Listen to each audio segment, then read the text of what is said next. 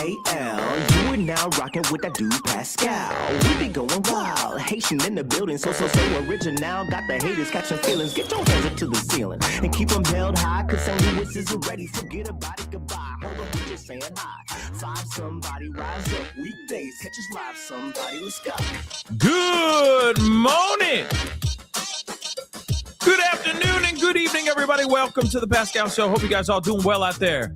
Hope this show finds you in great spirits, because another day above the dirt is always a blessing. Let's not forget that, guys. We have got to get into some things, y'all. Some things are going on. A lot of things are going on. Welcome. Okay. Welcome. Come on in. Let's get this conversation going. Happy Friday to every single last one of y'all. Hope this Friday is finding you in good spirits. Real talk.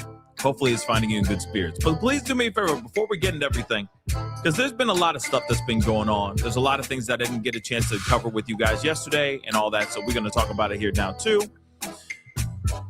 Crazy. So please do me a favor. Hit that like button down below. Crush it, do what to do. Hit that reaction button if you're watching on other platforms. If you are watching on other platforms like Facebook, X/Twitter, Instagram, TikTok, Rumble, Twitch, Kick, please make sure you hit that follow button. Follow. Subscribe here on my YouTube channel. Please and thank you. Subscribe. That would be amazing. Subscribe. Hit that notification bell. Set it to all so you know whenever I go live, whenever I upload, because it's random. Hit that join button down below. Become a member. Check out my Patreon. And, of course, check out PascalMerch.com. PascalMerch.com. We got some really great stuff over there. PascalMerch.com. Okay, guys. Oh, boy. Friday. It feels like it's a Friday. You know what I mean? It feels like the end of the week. We're all tired. We're all burnt out, right? We're all like, I feel like a lot of us are feeling just numb from all the stuff that was going on yesterday. We got a few updates in regards to that. One of the tragedies that we talked about, that we covered yesterday at the Old Dominion University, apparently one of the victims, or like some of the people, like took the guy out. They unalived the dude. Real talk. Unalived the guy. Unalive the assailant, which is absolutely insane. We got that to talk about. We got some updates going on with this crash that happened in this Iran war, which is also very, very interesting as well. Yeah, the guys, there's a lot of stuff that's been going on. We got some updates about the attempted tragedy over at the Temple Israel in out there in Michigan, if I'm correct. So there's a lot that has been going on, a lot. And then we didn't get a chance to talk about the new Supreme Leader's statement that he made yesterday. We may tap into that on this show. Like I said, there's a lot happened yesterday. So there's a lot of catching up to do. Six U.S. crew members lost their lives in a plane crash, which is absolutely insane. All of them lost their lives. All of them. Okay. So again, we got a lot to talk about. And yeah, PNW. A lot of people think that statement that was made by the Supreme Leader is fake. I kind of think it's fake too. But at the same time, if he's jacked up, if he's really messed up right now, he may not be able to get, on camera right now. He may be healing. So I don't know. You know what I'm saying? I find it odd. I think a lot of us find it odd. There's rumors floating around on the internet talking about what happened if something happened to Netanyahu. There's a lot of speculation about that as well, but there hasn't been any confirmation of any ill will towards Netanyahu. Like I said, the internet has just been flooding the gates with all kinds of information. And it's hard to sift through. It's difficult. It can be difficult to sift through what is real and what is not, right? But nonetheless, we have got to get into this situation that's going on. We got a press conference we're going to look at a chunk of where we see Pete Hegseth give us another update on what's going on in the war. But let's be real, y'all. I mean, the only times that he actually lately that they've been doing press conferences is only when there's something bad that has happened. Have you noticed? If we got, because earlier it was 4 people that lost their lives, 4 U.S. crew members on that plane, this refueling plane that crashed. They said that 4 of them passed away, lost their lives due to this crash. So then the very next day, today, they had this press conference, right? But we haven't had a press conference from them for a few days. We haven't heard anything from them. Real talk. So it's been very weird, just to say the least. It's been a very weird time, okay? But we do have to talk about this. We do need to cover this because this is all going on in real time.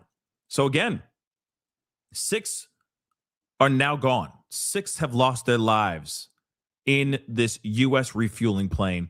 And it's so weird because I was thinking about it the other day. I was like, man, it would take some serious guts to refuel in the air. So you don't have to land and then take off again. You just got to keep on flying and fuel the plane in the air. In my mind, a couple days ago, I swear to God, I'm sitting there going like, man, that would, what if something bad happens? What if you get too close or what if you hit, what if suddenly there's turbulence? What if there's some sort of thing that happens? Like, it could be very catastrophic, right? And it's just crazy. It's really scary, like even I'll get the super chat here real quick.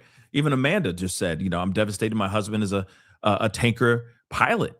This hits close to home. Yeah. I mean, it takes a lot of guts to do what they do.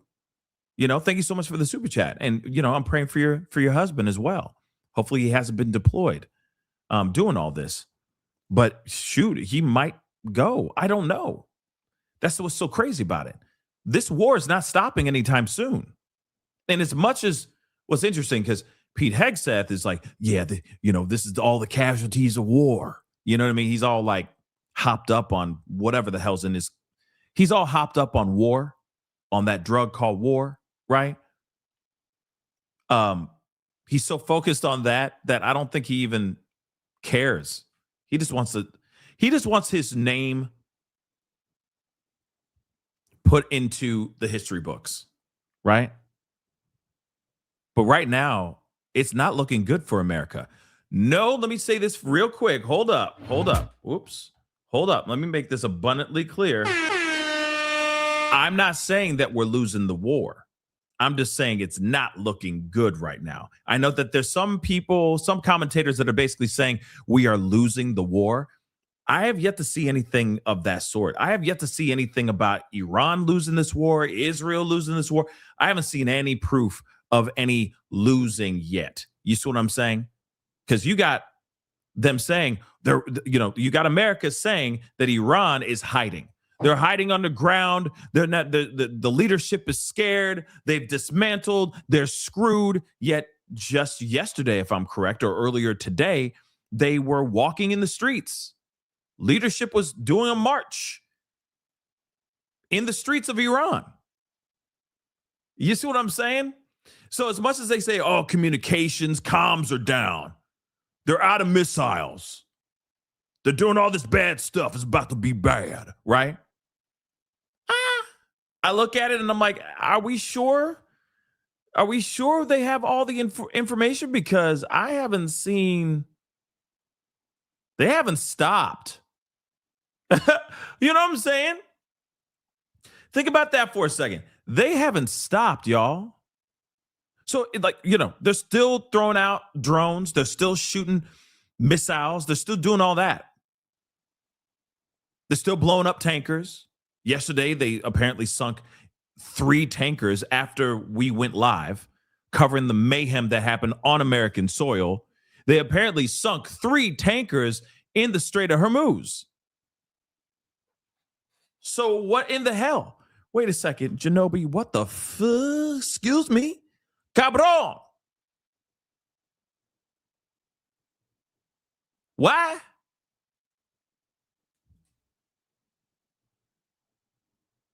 $5,000 Marines going to the Straits? Wait, are you sure about that? Is that true? Do you have proof? Do you have an article? Do you have a video? Do you have something? Can you send it to me, baby? Can you send that to me, baby? That'd be great. Because if that's true, that's insane. Thank you so much for the super chat. And I'm going to keep that up on the list because I'm going to have to circle back to that. If that's true, that's insane. Wait a second. What? 2,500 you read? Yeah, go ahead, Janobi. Tag me. You're it. Tag me real quick. All right. Please. Because that's insane, Quiet Storm. Why does that automatically make me think of The Quiet Storm? And you got like nothing but Keith Sweat and Luther Vandross in the mix. You know what I'm saying? It's nothing like Teddy Pendergrass. Nobody? The Quiet Storm? Hey, how you doing? Welcome to The Quiet Storm. And they just play nothing but like old head unk R&B throwbacks. You know what I'm saying? Just another love TKO. You know what I'm saying? Nobody? Okay. I guess I'm alone. I'm alone. But thank you, Quiet Storm. I didn't know that that's true. That's insane. Yeah, the real baby making music. Okay. The real original baby making music. Okay. All right. Yeah. That real Quiet Storm. Anyway. You know, the Barry Whites and all that stuff. You see what I'm saying? But moving on. Okay. We've got to get into this. This is absolutely insane. Some crazy stuff is going on. Copper Mountain. I don't know what Night Talk is. That sounds like maybe, you know, Night Talk is like it's like the country music version of Quiet Storm. You know what I mean? Welcome to Night Talk. You know what I'm saying? That sounds like, what does that sound like? You know what I mean to me? But you got like, I don't know much country music. You know what I'm saying? But you got something, you know? It's all that love music too, but the country version, right? So, yeah. Oh, yeah. Welcome to the Love Below. You know what I'm saying? Yeah. But anyway, long story short, if that's true that you got a whole bunch of Marines being deployed, then wouldn't that be considered deployment of boots on the ground?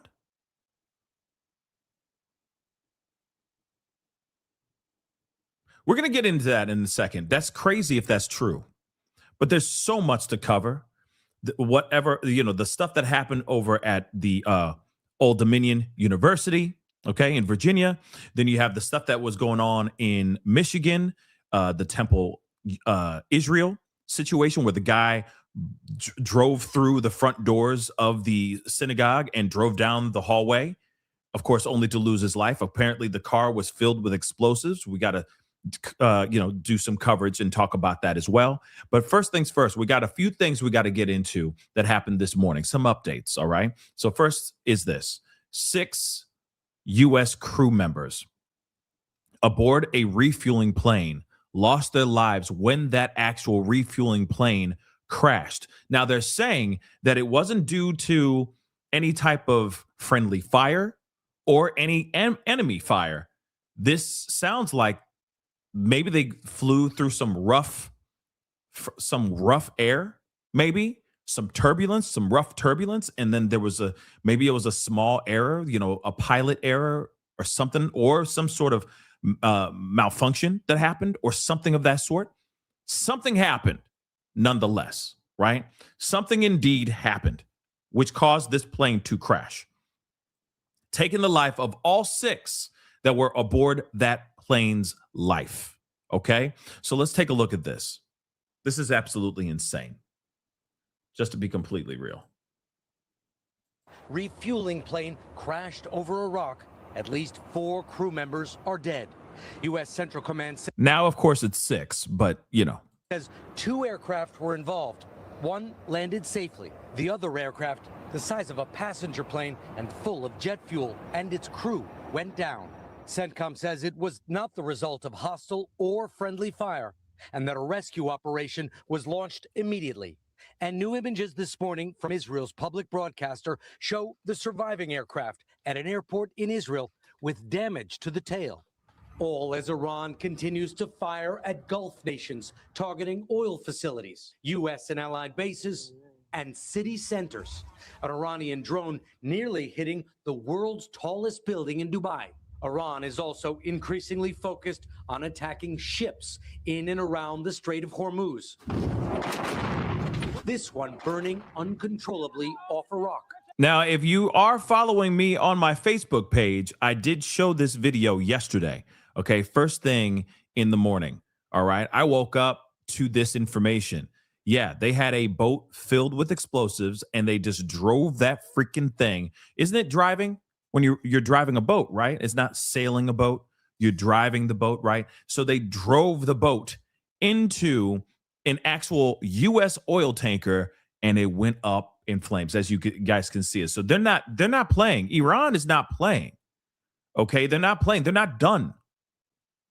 As the attackers filmed and cheered in Farsi that they're from Iran's Revolutionary Guard. The Trump administration saying the U.S. may have to escort tankers, which ties up U.S. military resources and is extraordinarily expensive. That was always in our planning. Oh, dear God. Oh, dear God. This is, okay. If this is the same dude that I remember seeing earlier this morning, like I said, you know, I spend a lot of the morning, like first thing in the morning is, you know, taking care of things, you know, in the home and all that. But while I'm doing that, I'm getting as much info. I'm soaking in as much info as I can, right? So that when I come onto the show, I at least have some information, right? And of course, a lot of things we're breaking live on the show. But this dude, if I'm correct, this guy, there is footage out there where they show this guy. He's sitting down. He's about to, you know, have this interview with a reporter. And then out of nowhere, he gets asked to go into some sort of briefing, like a war briefing out of nowhere. And then he comes back on and he's shook as all hell. Like he can't even finish a sentence without, like, he's stumbling over his words. He sounds really scared. You know what I'm saying? Like, it's weird. You know what I'm saying? So far, we're going to be looking at that video in a little bit. It was weird. Okay. Person is benefiting from this war, Vladimir Putin. President Trump temporarily lifted sanctions on Russian oil imposed to punish Putin for his invasion of Ukraine. And some Chinese ships continue to pass through the Strait of Hormuz without threat, as U.S. and Israeli jets attack Iran around the clock. President Trump posting, "We have unparalleled firepower, unlimited ammunition, and plenty of time. Watch what happens to these deranged scumbags today." Get ready, because we're going to read the rest of that tweet or that Truth Social post, which is also, in my personal opinion, mother-loving diabolical. Okay? I'm going to say it. Dia-freaking-bolical. Let's continue. As thousands rallied in Tehran, responding to a call from Iran's new supreme leader, who has yet to be seen or heard from directly, and who one Iranian diplomat has said was injured. And here in Israel, analysts and politicians are increasingly saying that this war might not result in full regime change in Iran. Craig? Our chief foreign correspondent, Richard Ingleforth. Richard, thank you. Here at home, the political and economic fallout from the war now entering its third week, and it's growing. NBC's Kristen Walker, moderator of Past 12 days, by the way, guys. Meet the Press, joins us now with that part of the story. Kristen, gas prices up 3 cents overnight, now $3.63 a gallon. That continues to be the biggest part of the story for the average American. How concerned is this White House that gas prices are going to just continue to climb? Craig, there is deep concern inside the administration and Republican circles that gas prices are increasing. Take a look at this chart. It shows just how sharply they've spiked since the war began. Look, there is an urgent effort to try to bring down gas prices. This week, the administration, a number of international partners announcing they'd release hundreds of millions of barrels from strategic oil reserves, One administration official characterizing this as a work in progress, effectively, Craig. Still, the president is striking a different tone publicly, posting yesterday, quote, when oil prices go up, we make a lot of money. He's basically trying to argue the short-term pain of higher prices will be worth the long-term gain. Stop with the phrase. From the overall war. But Craig, remember, the economy, the Hamburger. cost of living remains the number one issue for voters. Our recent NBC News poll, in fact, found that 62% of registered voters disapprove of President Trump's handling of inflation and the cost of living. Gas prices are central to all of this. And the Hold on. Who on God's green earth is okay? Who is approving the inflation and cost of living? I'm sorry. I don't mean to laugh, but it is kind of comical, don't you think? Who on earth is okay with it going, I approve, I don't mind spending all this money. I don't mind it at all. I love what he's doing. It's fantastic. 36% of y'all are out of your freaking minds. If this poll is even real, 36% of y'all are okay with this? Y'all are okay. Man, it's funny. I had a conversation with some people, a few days ago over the course of this whole thing. You know what I mean? And some people are very, I got people in my corners, that are hardcore Trump supporters. I got people who are totally anti-Trump supporters. I got all kinds of people in my life. Okay. I don't live in some sort of echo chamber, and you shouldn't either, right? And it's nice to hear what other people think. I just find it fascinating. One thing is for sure. Majority of them that I talked to, all of them, were pissed off at the fact that gas is out of this world, that gas is getting expensive. You see what I'm saying? So who on God's green earth is voting? Who are they sending these polls to? And why haven't I seen any of these? Think about that for a second. Who are they sending this to? And then how do they get the results back so quickly? You know what I mean? Do you approve of or disapprove of Trump on inflation and cost of living? And people are like, 36. Who got it? Are they in a mental institution? Are they okay? Because who on God's green earth is okay with this? Every person that I've talked to that is a seriously MAGA, okay? They're like, hey, I don't mind what he's doing overseas, but I don't like what's going on with the gas prices. In my personal world, in my general world, I love what my paycheck is giving me. I love that I'm getting money, but now I'm losing money because of the gas. Some people just don't care about what's going on overseas. And hey, that's your prerogative. No biggie, right? But there are other people that are feeling some type of way about the gas and inflation. And cost of living hasn't changed. Have we not known that yet by now? Have we not all gotten the same damn memo? Who on God's green earth is sitting there going, I don't mind eggs being expensive. I love eggs. I'll spend $1,000 an egg for an egg. Okay? Because I love me some eggs. I'm a milkaholic too. So I don't give a damn. It could be a $300 bottle, a gallon of milk. Ooh, I love me some milk. If I could, I'd bathe in it. What is wrong with you? Unless you're like Kai Trump going to Iran and spending $300 on a pre-made soup, then you clearly have no idea and don't even value the value of a dollar. Real talk. I drink your milkshake. Yes, classic. Yes. I drink your milkshake. I drink it up. So who on God's green is okay with this? Think about that for a second. 36% of y'all, 36% of whoever did this, loco. Okay? Loco. 36%. Wow. Of registered voters disapprove of President So Trump's stupid. handling of inflation and the cost of living. Gas prices are central to all of this. And the challenge is it often takes longer to bring them down than to see gas prices go up. And for Republicans, this issue is critical to their fight to try to hold on to the House and Senate in the midterms. Craig and Laura. Well, Kristen, speaking of the midterms, I wonder what you think of some of the messaging we've heard from the president when this war first started. Oh, his messaging is insane. We're going to be looking at that too. He's like, we're going to kill them all. I'm like, what? What? We're doing God's work. We're going to. I'm like, hey, you can't be real. You can't be real. You can't be on your pooper in the middle of the night, truth socialing these posts. Okay. Like somebody needs to take his phone from his hands. Okay. From his Dorito dusted hands. They need to take the phones away from him. Oh my God.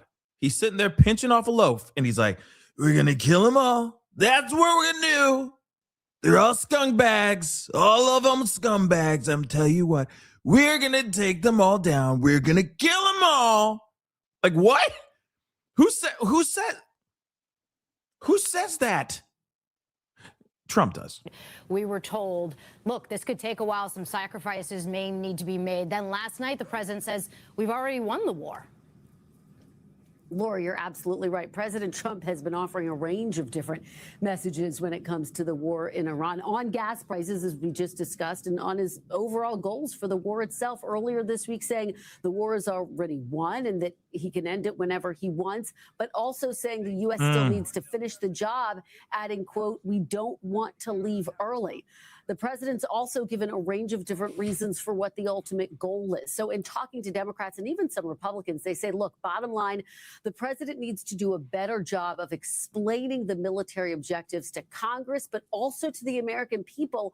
And adding to these attacks, the recent attacks that we've seen here in the U.S. that Shaq was talking about, while there's not a direct link to Iran, it adds to people's questions about how Iran is impacting them. Republican strategists tell me if this isn't wrapped up in the next few weeks, Republican support for the war effort could really start to fray. Oh, my Lord. Here it is. There's clearly, allegedly, there is a full-on civil war going on inside of MAGA right now. There are people who are somehow, in some way, shape, or form, for this particular war.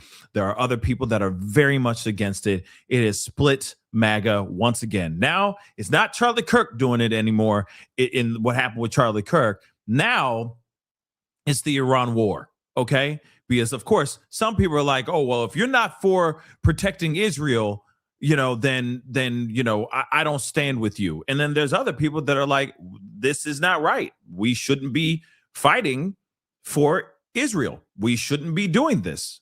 We shouldn't have any part of this. We should be peaceful, as he said he was. President Peace, he said in his campaigns multiple times, I will not drag us into any unreasonable, unneeded, not needed wars, right?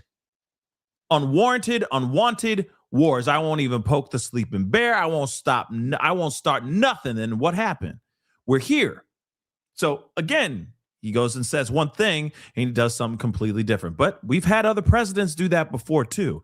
No new taxes. And then all of a sudden we get new taxes. So, we've seen that a million times. I not have sexual relations with that woman, right? And yeah, he was stooping the hell out of her with all kinds of cigars in the Oval Office. But other than that, we've had plenty. I'm not a crook. And then, yeah, you mother-loving crook. So we've had plenty of them. We've had our fair share of presidents say one thing and then do something completely different later. But it still doesn't mean that it doesn't hurt. It still doesn't mean it doesn't sting a little when you feel like you just been bamboozled, led astray, hoodwinked. Okay, let's be real. So again, when we hear about all that's what's going on, you got 13 now. 13 individuals, service members that have lost their lives due to this tragic situation. Okay, again, you got all 6 crew members were killed after a U.S. refueling aircraft. Excuse me, hold on. excuse me, guys, went down in Western Iraq. CENTCOM said this, okay? So the incident it was not due to a hostile or any type of mistaken fire. So again, it wasn't enemy fire. It wasn't friendly fire. It seems like there was either, a pilot error, or there might have been a mechanical, malfunction on the plane, okay? And rescue efforts were ongoing. And this is what CENTCOM said before, okay? Now, again, they're saying intense new strikes. So Trump, assailed Iran's leaders as deranged scumbags, which, we have got to bring that up because this is just something else. All right. Here is his Truth Social post that he put up late last night that we definitely have got to check out. And then I appreciate you guys sending me those things on Twitter. We're going to be looking at a couple things. This is just absolutely knuckin' futz. I'm just going to be real. What he says here is just insane. And it just unravels near the end, in my personal opinion. All right. So here's the thing. He says, we are totally destroying the terrorist regime of Iran, militarily, economically, and otherwise. Yet, if you read the failing New York Times, you would incorrectly think that we are not winning. Now, here's the thing. Here's the problem. How are we to know if we are winning or not? How are we to know? There's too much information that they're not giving to anyone, right? We haven't heard anything to tell us otherwise. That's the biggest problem. And then they're not telling us the truth about the injured. They're not telling us the truth about the deceased, etc. You see what I'm saying? Because I think that they don't know how many people have actually lost their lives in totality. They haven't gotten everything yet. And of course, I get it that they need to get as much information as they can before they put it out there and all that. But at the same time, I feel like there could be a bunch of soldiers or service members that could very well be MIA, missing in action. That too. You see what I'm saying? But he's sitting here saying we're winning this war. I don't know about all that, guys.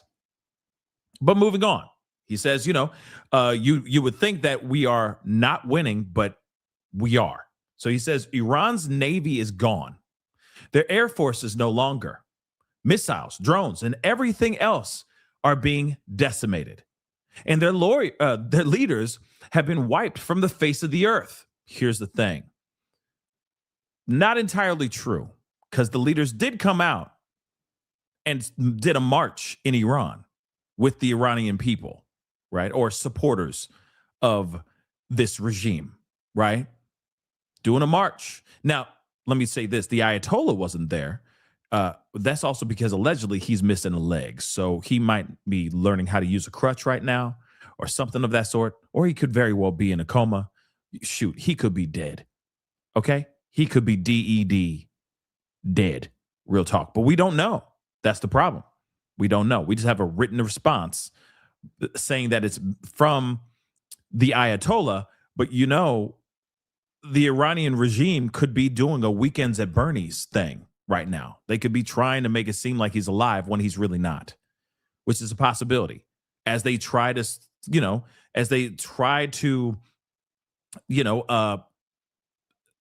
run around trying to figure out who's going to be the next supreme leader. Maybe. But I don't think that they would put that. I don't think that they would say that he's alive if he's actually dead. They would just say, we got another supreme leader. He's a newborn, but he's the new supreme leader. You feel me? Like they would say, F you, we are keeping it in the family. Don't care what you think. We're not doing regime change. You see what I'm saying? Yeah, it's kind of Weekend at Bernie's if he's not alive. They're just kind of propping him up like this.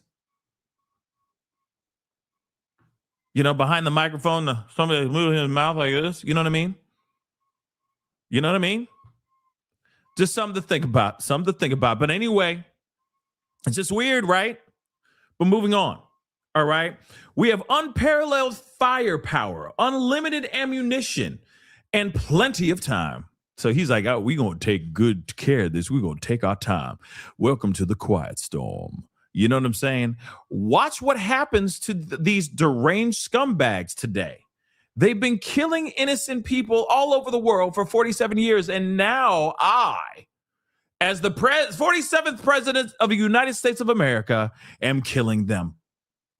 What a great honor it is to do so. Thank you for your attention to this matter, President Donald J. Trump. Say what in the what is going on?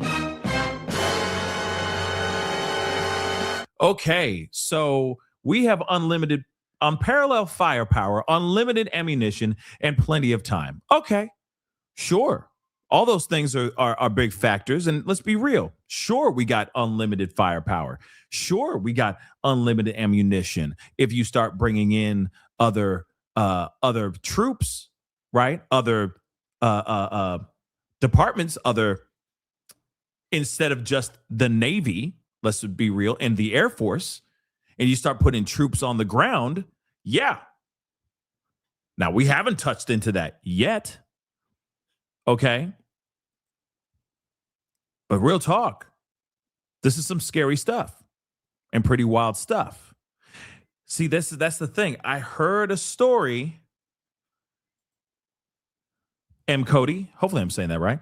M. Cody Global. Yeah, I heard there's a rumor that either Netanyahu has lost his life or he has been severely injured. But I have yet to hear any truth of that. There is a video that is circulating throughout the internet right now, and there is some moments where he's talking and he's got like 6 fingers on both hands and stuff. It's weird, and some people are saying that that's AI. I don't know what to say. You know, if you're moving your hands pretty quick like this, you know what I mean? You know, it can look like, especially if like the frame rate of the camera, etc. It can look like you got more fingers on one hand. But again, this is very, very interesting. So M. Cody, thank you so much. We're gonna circle into that in a little bit for sure. Okay. Yeah, Netanyahu does not have 6 fingers, but again, we'll see what happens here. All right, we'll take a look. We'll take a look at the video. But nonetheless, here it is. He put this out and he's like, we're enjoying it. It's an honor to be taking out all these people. I just think that's a little, I don't know. What do you think? I think that's a little crazy. Yeah. I think it's a little crazy, y'all. I think it's a little crazy. Just my thoughts. Just my thoughts. Hold on. So real quick, we have got to take a look at what Pete Hegseth has said in this press conference. And what's really crazy about this press conference is that you got media asking Pete Hegseth at some point, because we're gonna go here, we're gonna listen to him, and then we're gonna go to the questions, okay? But they actually asked him about how many people have lost their lives, how many soldiers have lost their lives, and he couldn't even answer the question. He's like, and he just turns over to General Sal Chicken, okay? General Raisin Cane. I get the chickens wrong. Sorry, General Rotisserie Chicken. Okay, he was like answering the question for him, and you could hear him stammering through it, like you know what I mean? He's trying to explain, like, well, many have come back just fine. They've been redeployed and they're back out. They're fighting. It's like, oh my God, they can't even give us a straight answer. But nonetheless, let's take a look at this right here. Do me a favor though, guys. Do me a solid, okay? Hit that like button down below. Crush it, crush it, crush it. Do it, do it, do it, do it, okay? And don't forget to hit that subscribe button. Subscribe. We are under 200 subscribers away from 200,000 subscribers. It is insane. So please show some love. If all y'all hit that subscribe button, for all y'all who haven't done it yet, if all y'all did it right now, we'd probably get past the 200,000 subscriber mark goal right now, today. So make sure you do that if you can, please and thank you. That would mean the world to me. All right. So let's take a listen to Pete Hegseth and his lies. Been so quickly destroyed and made combat ineffective, devastated. We said it would not be a fair fight, and it has not been. As I stated during our first press conference on day 2, that was 10 short days ago, the combination of the world's 2 most powerful air forces is unprecedented and unbeatable.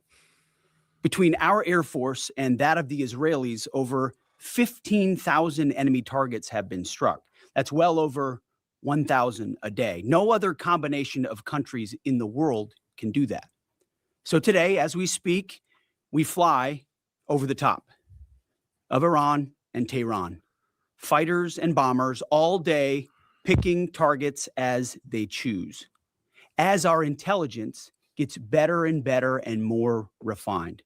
Looking up, the IRGC and Iranian regime sees only two things on the side of aircraft: the stars and stripes and the Star of David. The evil regime's worst nightmare. Iran has no air defenses. Iran has no air force. Iran has no navy. Their missiles, their missile launchers and drones being destroyed or shot out of the sky. Here's the thing. Here's the thing, though. Here's the thing. Sure, you might have them done by air and sea, but you have not done land yet, meaning deploying soldiers on land. Okay, I want to make that abundantly clear. All right. Sure, you annihilated their boats. Cool. Sure. But that doesn't mean, like, you know what I'm saying? Like, now it's like instead of all the high kicks and the uppercuts and the jabs and the punches, now we got to wrestle. And we don't know what they're like on the ground. Ooh, okay, there we go. You see what I'm saying? So we got them by sea, sure. We got them by air, fine, cool, great. Can we go? Can we leave now? Are we done? Because we don't know what they're capable of doing on land. We don't know. And now it sounds like troops are literally getting deployed as we speak. This is not good, guys. This is no bueno, but let's continue. Let's hear what he got to say. He says some crazy stuff in here, guys. Like, I'm just like, what? How is this even? Wow. This is not good. Missile volume is down 90%. Their one-way attack drones yesterday, down 95%. And as the world is seeing, they are exercising sheer desperation in the Straits of Hormuz. Something we're dealing with. We have been dealing with it and don't need to worry about it. We're on plan to defeat, destroy, disable all of their meaningful military capabilities at a pace the world has never seen before.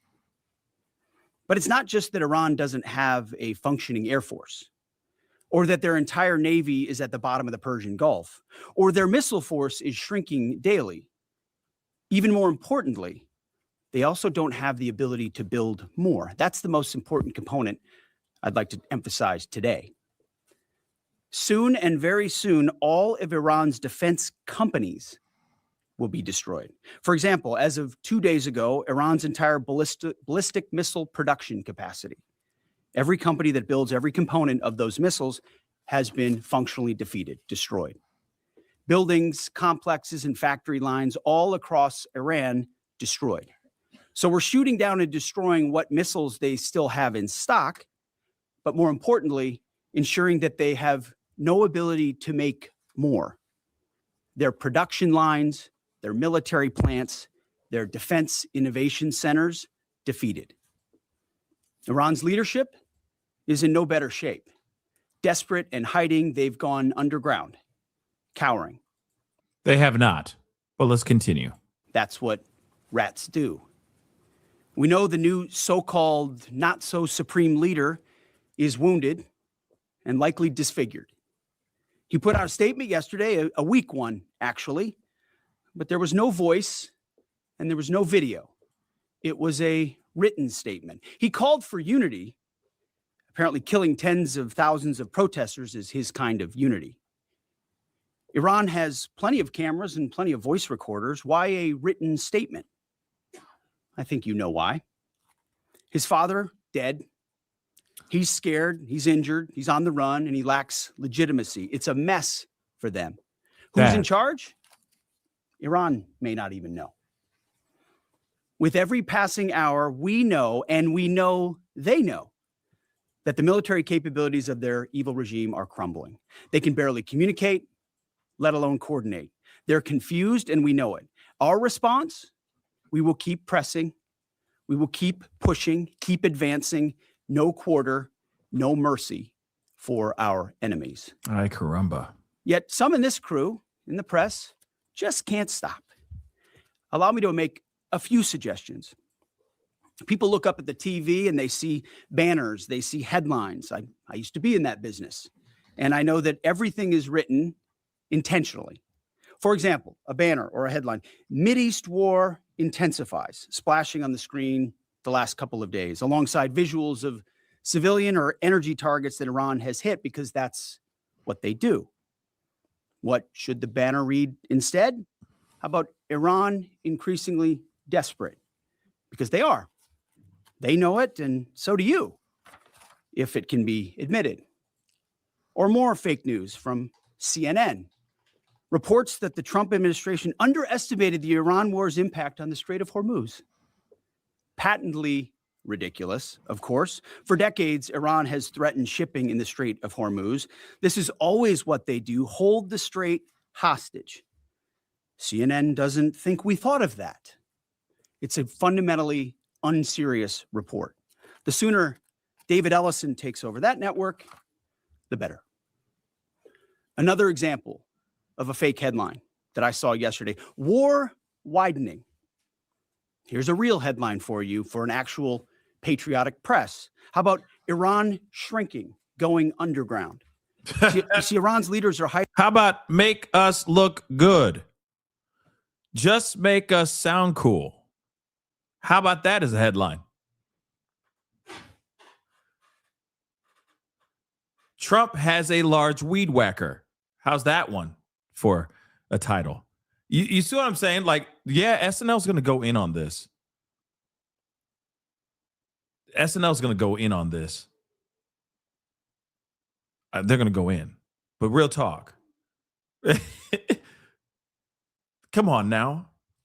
Come on now. Like, how about this? Do these instead. You know? Trump has a permatan. It's not Dorito dust, you fools. How about that one? You know what I mean? Like, I'm sorry. I'm just throwing jokes, but real talk. Like, come on. And you know for a fact, if Trump was doing something fire right now, I'd be like, yo, Trump, cool. You killing it right. Well, he is killing it right now. But you get what I'm saying. Like, you just straight up, you doing the thing. You doing the thing. But no, this is not the thing. And Pete Hegseth is just he's looking even more like a fool. Okay? Looking like even more like Boo Boo the Fool. Real talk. In bunkers and moving into civilian areas. The only thing that is widening is our advantage. Not to mention our Gulf partners stepping up even more, now going on the offense, and have always been with us on the defense with collective and integrated air defenses. Our will, it is unshakable.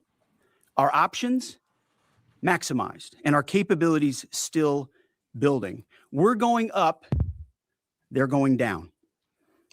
We're going up and they're going down. Okay. Sounds like these oil prices, don't you think? But it's unfortunately it just keeps going up, right? So you got one direction right. You got the other direction wrong. Just so you know. It's kind of going this way. Keeps going up. Won't stop. Can't stop, won't stop. As I said from the start, President Trump holds the cards. He'll determine the pace, the tempo, and the timing of this conflict. His hand firmly on the wheel, as well as on the throttle setting. America first, peace through strength in action. From day one, as our nation expects and the president demands, our warriors have fought with lethality, precision, and rapid innovation. In fact, today will be yet again the highest volume of strikes that America has put over the skies of Iran and Tehran. The number of sorties and number of bomber pulses, the highest yet, ramping up and only up. And quantity has a quality of its own as we continue to ramp up. Every tool of AI, of cyber, of space, EW, counter UAS, you name it, we're employing it. Blinding, confusing, and deceiving our enemy. Because we know who the good guys are here. And the American people do too. And that makes my job simple. I serve God, the troops, the country, the Constitution, and the President of the United States, and answer only to those. All in service of victory on the battlefield and the military objectives that we've laid out from day one. Defeat the missiles, missile launchers, and defense industrial base, which I laid out today. Defeat the Navy and deny Iran the ability to have a nuclear weapon. Clear, decisive, achievable.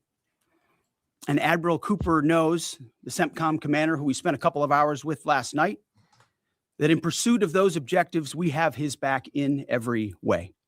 His commanders know that, and so do the troops in harm's way. Admiral Cooper gets what he needs, the assets, the authorities, the munitions, you name it. We will stop at nothing to win. War is hell. War is chaos. And as we saw yesterday with the tragic crash of our KC-135 tanker, bad things can happen. American heroes, all of them. And as I have with all of them, as we have, we will greet those heroes at Dover, and their sacrifice will only recommit us to the resolve of this mission. But war in this context and in pursuit of peace is necessary, which is why each day on bended knee, we continue to appeal to heaven, to Almighty God's providence, to watch over and give special skill and confidence to our leaders and to our warriors. To those warriors who this nation prays for every single day, I hear from all of you out there who pray for them every day. Stay on bended knee and pray for them. I continue to say to them, Godspeed. May the Lord bless you and keep going. Mr. Chairman, over to you. Thank you, Mr. Secretary, and good morning, ladies and gentlemen, and thank you for joining us today. Before I start with an update, I also want to address the tragic loss of our KC-135 refueling aircraft yesterday. The incident occurred over friendly territory in western Iraq while the crew was on a combat mission, and again, was not the result, as CENTCOM has said, was not the result of hostile or friendly fire. We're still treating this as an active rescue and recovery operation. As CENTCOM announced this morning, 4 airmen have been recovered, and the Air Force and U.S. Central Command will provide updates as information becomes available. Please keep these brave airmen, their families, friends, and units in your thoughts in the coming hours and days. Our service members make an incredible sacrifice to go forward and do the things that the nation asks of them. It's a reminder of the true cost of the dedication and commitment of the Joint Force. We're also aware of a fire on board the USS Gerald R. Ford. We're thinking about the crew there who are injured in the fire. We believe and hope that everyone will be okay, and we're grateful for that. And for any further questions on that, we'd refer you to NAVCENT or to the Navy. This morning, we enter the 13th day of Operation Epic Fury, and we continue to make progress towards our military objectives. As the Secretary said, today will be our heaviest day of kinetic fires across the operating area. CENTCOM continues to attack ballistic missile and drone capabilities so that they are no longer a threat to U.S. forces, our bases, or our partners. They're continuing to destroy the Iranian Navy to ensure freedom of navigation, and this means going after Iran's mine-laying capability and destroying their ability to attack commercial vessels. And we're targeting their defense industrial base so they cannot rebuild the capabilities that can harm America's interests or our partners in the future. As Admiral Cooper said in his update on Wednesday, Iranian combat power continues to decline as a result of the continued strikes, as the Secretary talked about. We've attacked over 6,000 targets, and our strike packages continue to launch every hour, and we've maintained an unprecedented number of sorties up overhead of Iran. CENTCOM is now persistently over the enemy, and a result, we've seen a reduction in missile and one-way attack fires, as the Secretary said. In less than 2 weeks, we've rendered the Iranian Navy combat ineffective and continue to attack naval vessels, including all of their Soleimani-class warships, which were armed with anti-ship missiles and anti-aircraft weapons. We've made progress, but Iran still has the capability to harm friendly forces in commercial shipping. And our work on this effort continues. But I want to make something clear. The only thing preventing commercial traffic and flow through the straits right now, which there is some through the straits, is Iran. They are the belligerents here holding the straits closed, although there is some traffic moving through there. We've made it a priority to target Iran's mine-laying enterprise. You heard that, right? You heard what General Fried Chicken just said, right? He just said that they're still able to go through the through the strait. Hold on. Hear that one more time. He's like, don't worry. You might be getting shot at and bombs being dropped at you. And also there might be mines in the ocean. But that's fine. You keep going. Just keep going. We good. They are the belligerents here holding the straits closed, although there is some traffic moving through there. You want to know what the some traffic that's moving through there is? It's their allies. That's it. There's some traffic moving through there because it's their allies. It's Iran's allies. It's not America. It's not it's not France. It's not any of these other allies of America. Come on now. Oh yeah, there's still some movement going on. There's still hope. No. They're shutting everything off from everybody else except for their allies. That's it, guys. Come on. I gotta keep going. Just go. Just go. What do you do?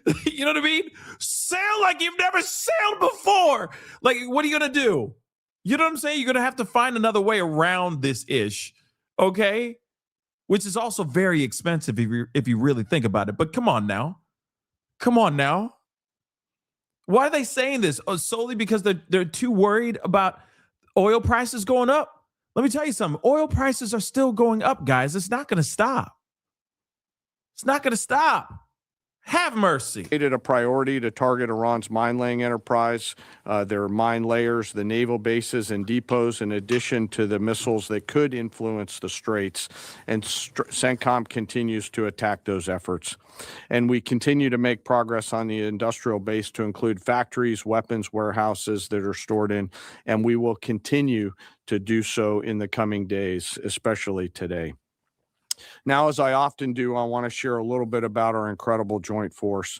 Today, I'm going to talk about our incredible artillery force comprised of American soldiers and Marines who've been sinking ships, destroying depots, and launching Army tactical missile systems, or ATACMS, precision strike missiles, or PRISMs, and high-mobility rocket systems, or HIMARS. From outside Iran, our Army and Marine artillerymen are hitting sites that Iran relies on to project power beyond their borders and protect our deployed. Okay, so I'm going to skip ahead because, we can get ahead of this. Okay, a lot of shop talk, but let's get into the questions that are going on. This is where it gets a little unhinged, as usual. I mean, what Pete Hegseth said earlier is kind of ridiculous. So ridiculous that there are reports where he literally had specific press photographers banned from being able to be inside these press conferences now, these press briefings, because he alleged that they were taking unflattering photos of him. I'm not kidding. He literally said, "Oh, that's my bad side. F you, you're not allowed back in here anymore." Real talk. How about this as a headline? You know what I mean? That's crazy. That's a real headline. That's true. It's super petty stuff.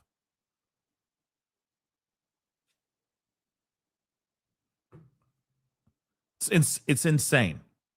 This whole thing's insane. Alexandra Ingersoll, One America News. Can you tell us a little bit more about the Strait of Hormuz and when it might be fully operational again? And how do we ensure our objective of denying Iran a nuclear weapon if they continue to align with our adversaries? So I'll take it and chime in, Mr. Chairman, if you'd like it all. I want to emphasize what the chairman said about that. The only thing prohibiting transit in the Straits right now is Iran shooting at shipping. It is open for transit should Iran not do that. Now, there's a reason why we chose as one of our primary objectives to destroy the Navy. We understood the ability to interdict shipping is something Iran has done for 40 years. It's key terrain. They've used it as leverage. The world is seeing what they'll do to fight back in that context. And so we've heard them talk about taking various measures, and we're planning for all of them. So we have a plan for every option here. We're working with our interagency partners, and that's not a strait we're going to allow to remain contested or with a lack of flow of commercial goods. So we're aware of that. We're laser focused on our military objectives, but also want to make sure our partners across this government understand we're working with you to make sure that energy flows. And that's an important part. And the second question was on the nuclear capability. As we said from the beginning, their strategy shifted just from defense of their nuclear facilities to a conventional umbrella of so many missiles that no one would challenge their ability to the opportunity to defeat their nuclear capabilities. And it was growing by the day. So with Iran at its weakest moment, going at that ballistic missile capability creates an opportunity to ensure at any point in time that Iran give up their nuclear capabilities, or if need be, you prevent them from doing it, as the president has done once already with Operation Midnight Hammer, obliterating those capabilities. So the conventional side is a huge part at getting at denying nuclear capabilities. If you have anything you want to add. Appreciate the question. I'm not going to comment on what we may or may not be thinking about any options that the Joint Force could be tasked to do in the future, whether it's on the nuke matter or anything else. Thank you. But we have options. The mines that are in the Strait of Hormuz and our ability to, obliterate them. We retain a range of options to solve a whole variety of problems. And that is one set of options that we have, that we hold on to. So absolutely. Thank you. Thank you, Secretary Hegseth. Mary Margaret with Daily Wire. Thank you both for the update. ABC News has updated its story from yesterday, clarifying that the FBI report on Iran possibly striking California was unverified. I just want to ask you, what impact did that original reporting have on the public? And does Iran even have the ability to conduct such a strike? And then just really quickly on another note, what role did Vice President Vance play in counseling the president on this conflict? Can you speak to some of the media reporting suggesting that there is a division there? That reporting on California obviously had no impact on us. Also, we're used to bad reporting. We're used to ill-informed reporting. And so it doesn't change how we operate, but we engage with it to prove that it's not true, as CENTCOM has done so well. Ultimately, I look at the reports on a daily basis of our interagencies all over it. My partners across government are all over, looking for indications and warnings, keeping the American people safe. There's a lot of things Iran has said it can do for a long time. Thankfully, including engaging their proxies and getting them involved in the fight, which they haven't been able to do. So we're watching that very closely. And as far as the vice president, he's an incredible leader of this team as well, alongside the president and the Secretary of State. I can't say enough great stuff about this team, how it works together, how it provides options to the president, and the vice president every single day is a key voice in that, an indispensable voice in that, actually. In the middle there, red tie. Yes. Michael Gordon, Wall Street Journal. Iran is thought to have 440 kilograms of highly enriched uranium in at least 2 locations and several thousand kilograms of lower purity material. Can you conclude this mission successfully without physically taking control of that material, or are you counting on diplomatic negotiations to provide some measure of control leading to its removal? You've mentioned missiles, you've mentioned drones, military industry. You haven't stipulated that taking care of that material is a mission priority. We've said from the beginning, deny Iran nuclear weapons as a core mission. We retain options across the spectrum to ensure that they never do. And President Trump has said that. And that's why this mission actually couldn't have been possible without midnight hammer. Without what those B-2s did going across and obliterating those facilities, that set the condition for the opportunity to do what we're doing now. So the president's kept his eye focused on nuclear capabilities. And I will say we have a range of options, up to and including Iran deciding that they will give those up, which of course we would welcome. They weren't willing to do in negotiations. I would never tell this group or the world what we're willing to do or how far we're willing to go. But we have options. Oh my God. Sure. Right next to him. Me? No, right there. Right here, sir? Right here? I'll take it for Quarter sure. zip right there. Yep. No, you. Yep. Okay, thank you, sir. Can you please provide some guidance? It's been 13 days in. Can you please provide some guidance, both of you, about the strike on the girls' school? Thank There's you. been reporting that indicates the preliminary inquiry, even though it's ongoing, has determined that the airstrike was carried out by the United States. Given that there is another competing narrative that this was done intentionally, can you provide us with some guidance about whether this was the case? Secondly, we are also getting, we had heard yesterday from Energy Secretary Wright that said that the U.S. Navy would not be ready until the end of the month to provide escorts through the Strait of Hormuz.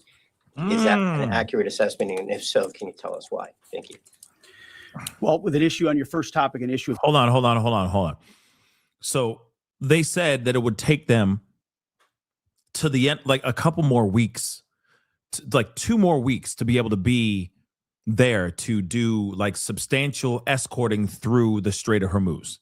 This is what the reporter just quoted about that, right? So yeah, reporters are getting hella bold. And yo, that's right. I approve this message. Come on, man. Come on, media. Okay, reporters, you better be reportering. Okay, but here it is.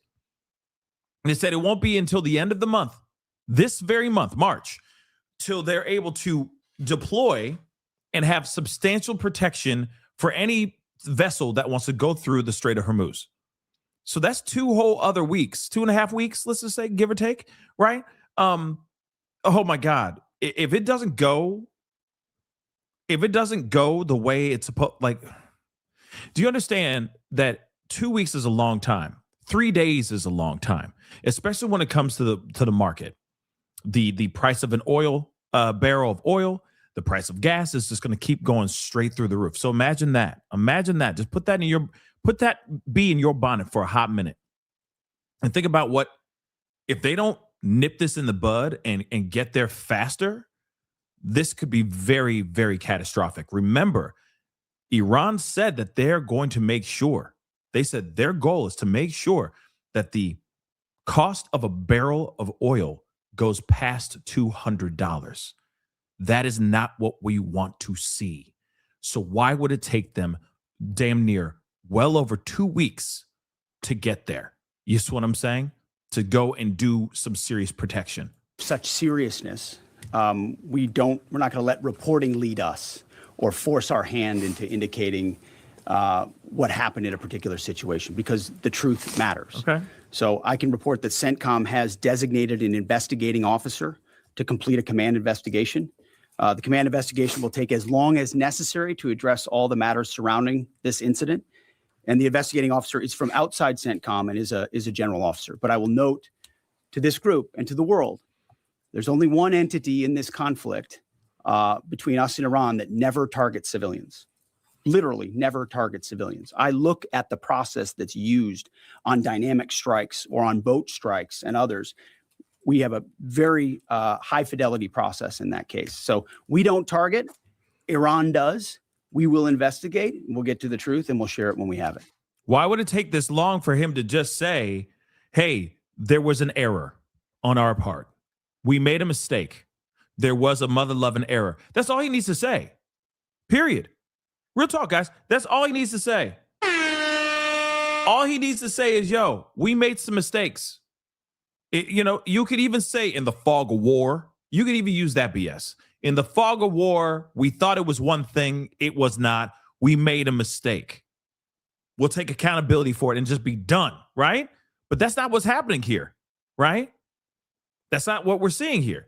Once again, he's like, we're going to investigate. How long does this investigation need to be?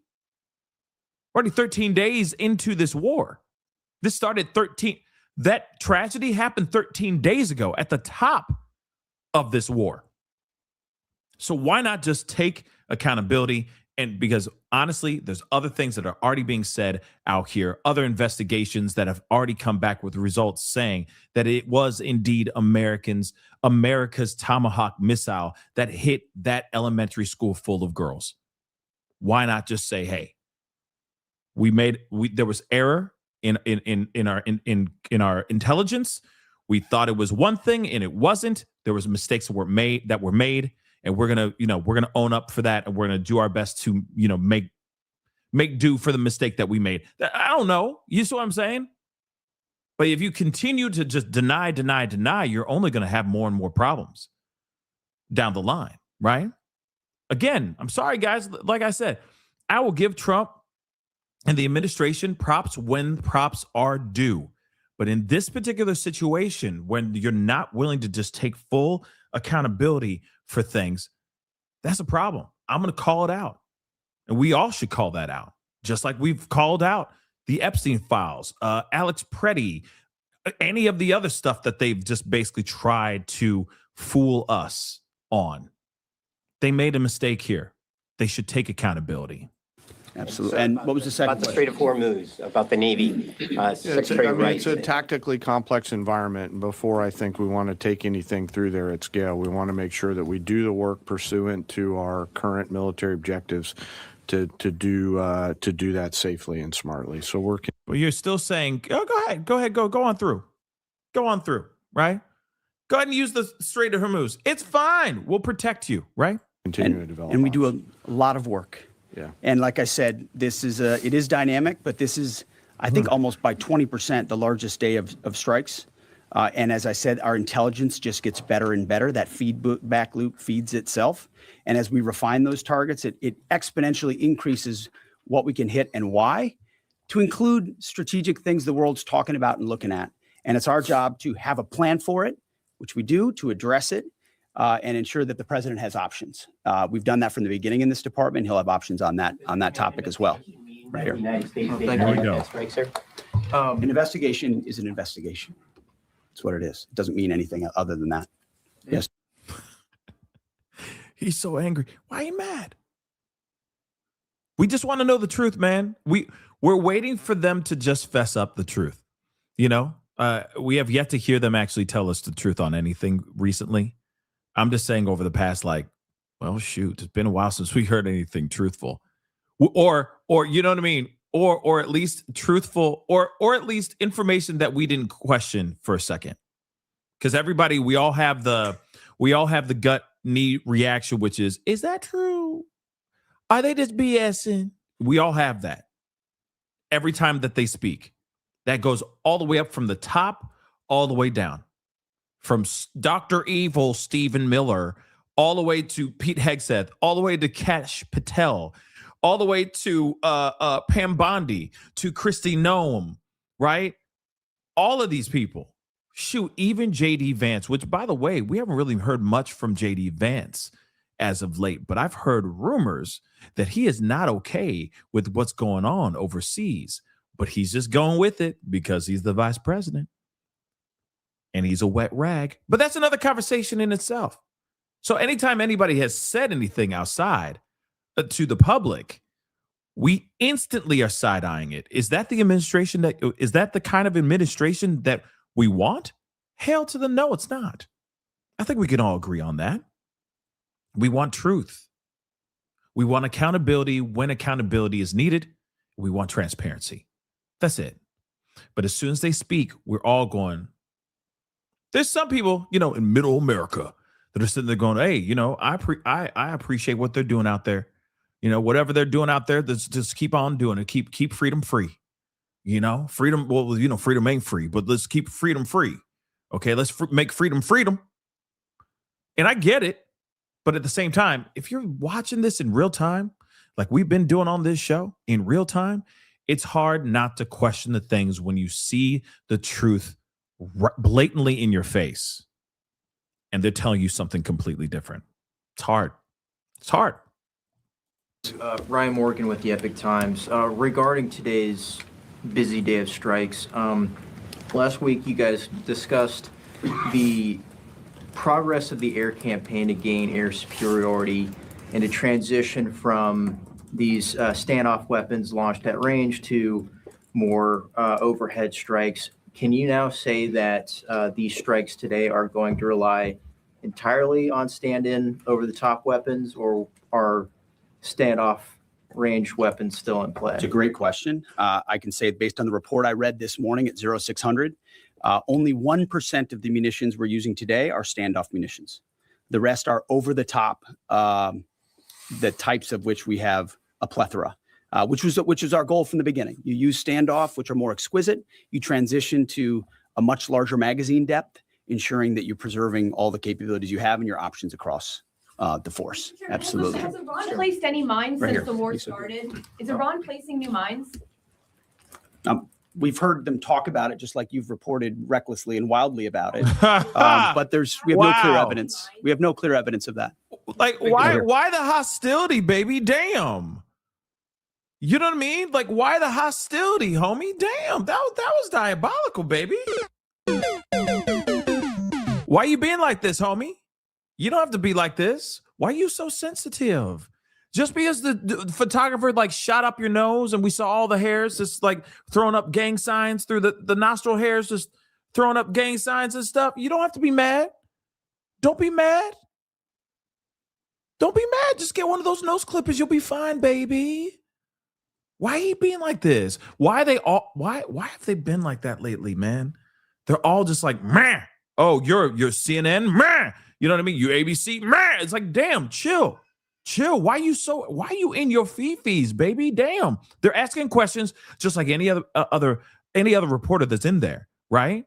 See how he was sucking ass to somebody else earlier? He's like, well, because you're reporting, fantastic reporting, by the way. And then he's like, what you want?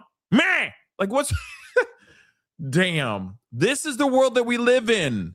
Mr. Secretary, given everything the U.S. have accomplished in the last 24 hours, as of today, how do you define success in this military option? And has that definition changed from day one? And also regarding Iran government telling countries hosting U.S. American bases that they could face attacks. What is the Pentagon doing about that? First question is, what is the objective? How do you define success as of today? Yeah, I mean, we define success, again, 13 days in, by reaching the military objectives that we've laid out. Launchers, missile launchers, defense industrial base, their Navy, the ability to project power in the naval sense, leading toward denying them to get a nuclear weapon. And we've got internal metrics that look at that we represent to the president, who then can decide how long he'd like to continue in pursuit of those military objectives. So that hasn't changed. There's a lot of things a lot of people talk about, what they want us to do or what we should do or what we should stay focused on. And again, I've addressed this before, and I think it's worth saying again, mission creep or expansive missions or prolonged timelines or democracy building or nation building, you name it, has not been part of what President Trump wants us to be involved in. We're solving for something here, this particular mission set, but also recognizing this country's conditioned to previous leaders, whether it's George W. Bush or Barack Obama or Joe Biden, who had these expansive, nebulous mission sets that kept changing all the time. So the timeline kept moving and we kept pouring more troops in and on the ground. And then pretty soon everyone wonders, like I did in Afghanistan in 2012, what's our mission here? I'm not clear what it is. We're taking the opposite approach here and saying we've defined these objectives. We're pursuing those objectives. The president has his hand on the throttle and will decide ultimately when they've been reached that serve the purposes of the United States of America, American interests first. Yeah, right here. Thank you, Secretary Hegseth. Polls show over 80% of Republicans support the president's military action in Iran, but there's some consternation in parts of the party, particularly from your fellow Fox News alum, Tucker Carlson. He called the war disgusting and evil, and then said of unconditional surrender, which the president has called for, means foreign troops get to rape your wives and daughters. Have you heard these comments, and what's your reaction to them? Holy crap. We're busy executing on behalf of great patriotic Americans with a clear mission that's 47 years overdue. And we're going to execute on that regardless of what people say about it. Yeah, right here. Mr. Secretary, you have said that the U.S. military has essentially aerial superiority, naval superiority over Iran, yet we're not escorting ships through the Strait of Hormuz. Why? How did you not plan for this? We planned for it. We recognize it because ultimately we want to do it sequentially in a way that makes the most sense for what we want to achieve and ensure that we're sending the right signals to the world when we do so. So when Chris Wright speaks or we speak, it's based on a full assessment of what we're up against, what we want to say to the world, how that we want them to see and understand the conflict. It's like this whole idea of the war widening. That's what the press wants to make it look like it's widening and chaos is ensuing. No, we're actually closing in on grabbing hold of and controlling what objectives we want to achieve and how we want to achieve them. It's called shaping operations and setting the conditions. But when you shape the environment, you don't always tell. I mean, foolish political leaders and foolish military leaders of the past will hang an exact deadline on it. Or here's exactly when we'll do what we're going to do. Or here's how long it's going to take us. And then if you meet that, maybe you meet it. But if you don't, you fail. And if you're far beyond, we know exactly what we're shaping and why. We're sending those signals working across the interagency. The Strait of Hormuz is something we've paid attention to from the beginning. And the American people can rest assured we will ensure that our interests are advanced, no doubt. Yeah, right there, green jacket. Mike Grant with the Washington Examiner. How many American casualties have there been, and where were the American service members when they were injured? Right here. It's a bunch of return to duty. So we've had the large majority have gone in for some medical treatment and return to duty. We've had in Kuwait, Jordan, down across the southern flank a little bit, a variety of places, most from one-way attack strikes. But I want to clarify that. I think what we've tried to do here is clarify those numbers rather than saying KIA or WIA wounded.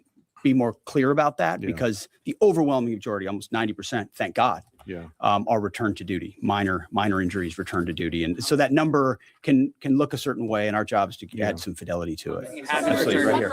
Yeah. Thank you, Mr. Secretary. David Zia, Real America's Voice. Can you share what types of munitions have been used on the attacks on commercial shipping? Have any hit mines? And are USVs, unmanned surface vehicles, being used? And just a quick follow-up, were there any arrests in Fort Campbell with the drone thefts? I'm not familiar with the Fort Campbell thing. The strikes that Iran has taken on shipping up north in the vicinity of Kuwait have been, I believe, from surface to surface missiles up there. We've not seen any USV activity out of Iran that we've seen in the Gulf at this point. Nor have any ships hit mines or anything. Yeah, there's like been that. no It's still flowing through the. There's been no strikes. One more time, right here. Thank you so much. Heather Mullins, Lindell TV. My first question is, President Trump is set to meet with Xi Jinping in a couple of weeks. How much support, if any, has China been given the Iranian regime? And then the second question, I know President Trump calling for an unconditional surrender from Iran. Given that the U.S. is working in partnership with Israel on this whole operation, is Iran expected to meet demands of both countries or just the U.S.? And what are those demands? Well, we're proud to partner with the incredible capabilities the Israelis have, but our objectives are our objectives. And so when those are met, as we meet those, we'll set the tempo of when those are met. What was the first question? He's meeting with Xi Jinping. Oh in a yeah, couple the president weeks. has a historic relationship with President Xi. They look forward to having a dynamic conversation. Two powers.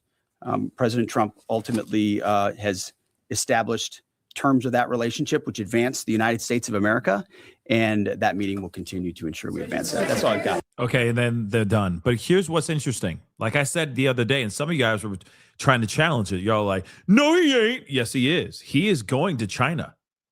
Trump is planning on flying to China to meet with the leader of China. That is still a plan. And that's happening soon. I had it wrong on when. I could have sworn he was doing it really within this week, but apparently he's doing it in the next week or two. But nonetheless, it doesn't matter. There's still a war going on, and there will be a war going on when he's flying over to China. You realize that, right? He has a meeting with him in China. So again, very, very interesting stuff. Now, you saw that press conference. What say you on that BS? What say you? I think it's BS. Okay. I say it was all just like damage control and a bunch of BS. And it's only going to get weirder. It's only going to get more wild because now we got more information about some stuff that I don't think any of us want to see or want to see happen right now. Okay, we have thousands of Marines now being deployed to Iran in regards to the Strait of Hormuz. Yes, y'all, this is absolutely crazy. Thousands of Marines and sailors deployed to Middle East to deter Iran from seizing ships. Yes, 25. Well, they say there's some places saying 22, some places say 25. So I'm just saying 25 right now. About 2,500 Marines, sailors being deployed out to Iran for the sake of the Strait of Hormuz. Now, let me just say this really quick before we hop into like this here, into this article here. Let me just say this. I knew this was inevitable. And here's the other thing too. So you got more soldiers, you got Marines, okay? They do land and sea. So it's not like they're deploying boots on the ground so much, but they kind of are at the same time, if that makes any sense. Marines are land and sea, just so you know. Now, here's something else, okay? Here's something else. This is a big problem because we heard when Trump said, we are going to take the Strait of Hormuz. You didn't think that was going to start some ish? You didn't think that Iran was not going to be okay with that kind of statement that he put out here just a few days ago? Of course, their reaction was going to be in some sort of violent retaliation by placing mines in the Strait of Hormuz, so that any boat that sails through the area gets hit. It's a wrap for that boat. They're already driving literally boats full of explosives into tankers. They're making their presence known, and they're making it very clear that they're not cool with what's going on with American boats or any allies, any of their vessels being in the Strait of Hormuz. It's a massive, massive issue. And it's only going to get worse because now you got more Marines and soldiers being sent out there as well. And you mean to tell me that we are not in a war? I'm just saying, guys, it just doesn't make sense to me. Let's take a look at this. More than 3,000. Now it's gone up to 3. More than 3,000 Marines and sailors arrived in the Middle East on Sunday in a deployment meant to deter Iran from seizing and harassing merchant ships near the Strait of Hormuz. So they already been out there. 3,000 of them already been deployed. 3,000 guys. 3,000. They came aboard the dock landing ship USS Carter Hall and amphibious assault ship USS Bataan, which together can carry dozens of aircraft, including Ospreys, I guess, and Harrier jets, plus amphibious landing craft and tactical vehicles. Why would you need a vehicle? Tactical vehicles. And why would you need amphibious landing craft if you're not boots on the ground? This is huge, guys. So, like I said last week, I said I have a feeling that they will be deploying boots on the ground sometime at the top of this particular week. They already did do that. They arrived on Sunday. We are already on Friday, guys. So again, technically, this isn't like, let's be real. You know they love to play with semantics, the Trump administration. So technically, this isn't boots on the ground because these are amphibious troops. They do land and sea. They've already been deployed. They were deployed last week, And they arrived on Sunday. 3,000 Marines and sailors. Now, sailors are sailors, so they are on the boats, but Marines, you got 3,000 or a good 1,000 or so of them that have been deployed. Amphibious. Okay? So these forces belong to the Bataan Amphibious Ready Group. Hopefully I'm saying the word Bataan right. Hopefully, maybe I'm butchering it. I'm sorry. And the 26th Marine Expeditionary Unit, MEU. The North Carolina-based MEU is capable of conducting amphibious missions, crisis response, and limited contingency operations to include enabling the introduction of follow-on forces and designated special operations, according to a release from Naval Forces Central Command. So again, you got Naval Forces CENTCOM saying that they sent out these guys to do some very, very specific job, right? But they also fight on land and sea, or on sea and land for this particular situation, right? This is a very big deal. Troops are already on the ground. Now, yes, I get it, Frank. 3,000 ain't nothing, but it's still something. It's still something. It's the start. It's the test run. It's the test run. They're trying to see how will it do? How will these 3,000 Marines and sailors do out there? And if they come back completely obliterated, a Trump word, right? Trump's favorite word, then they realize, okay, we're going to need a bigger boat. You see what I'm saying? We're going to need to amp it up.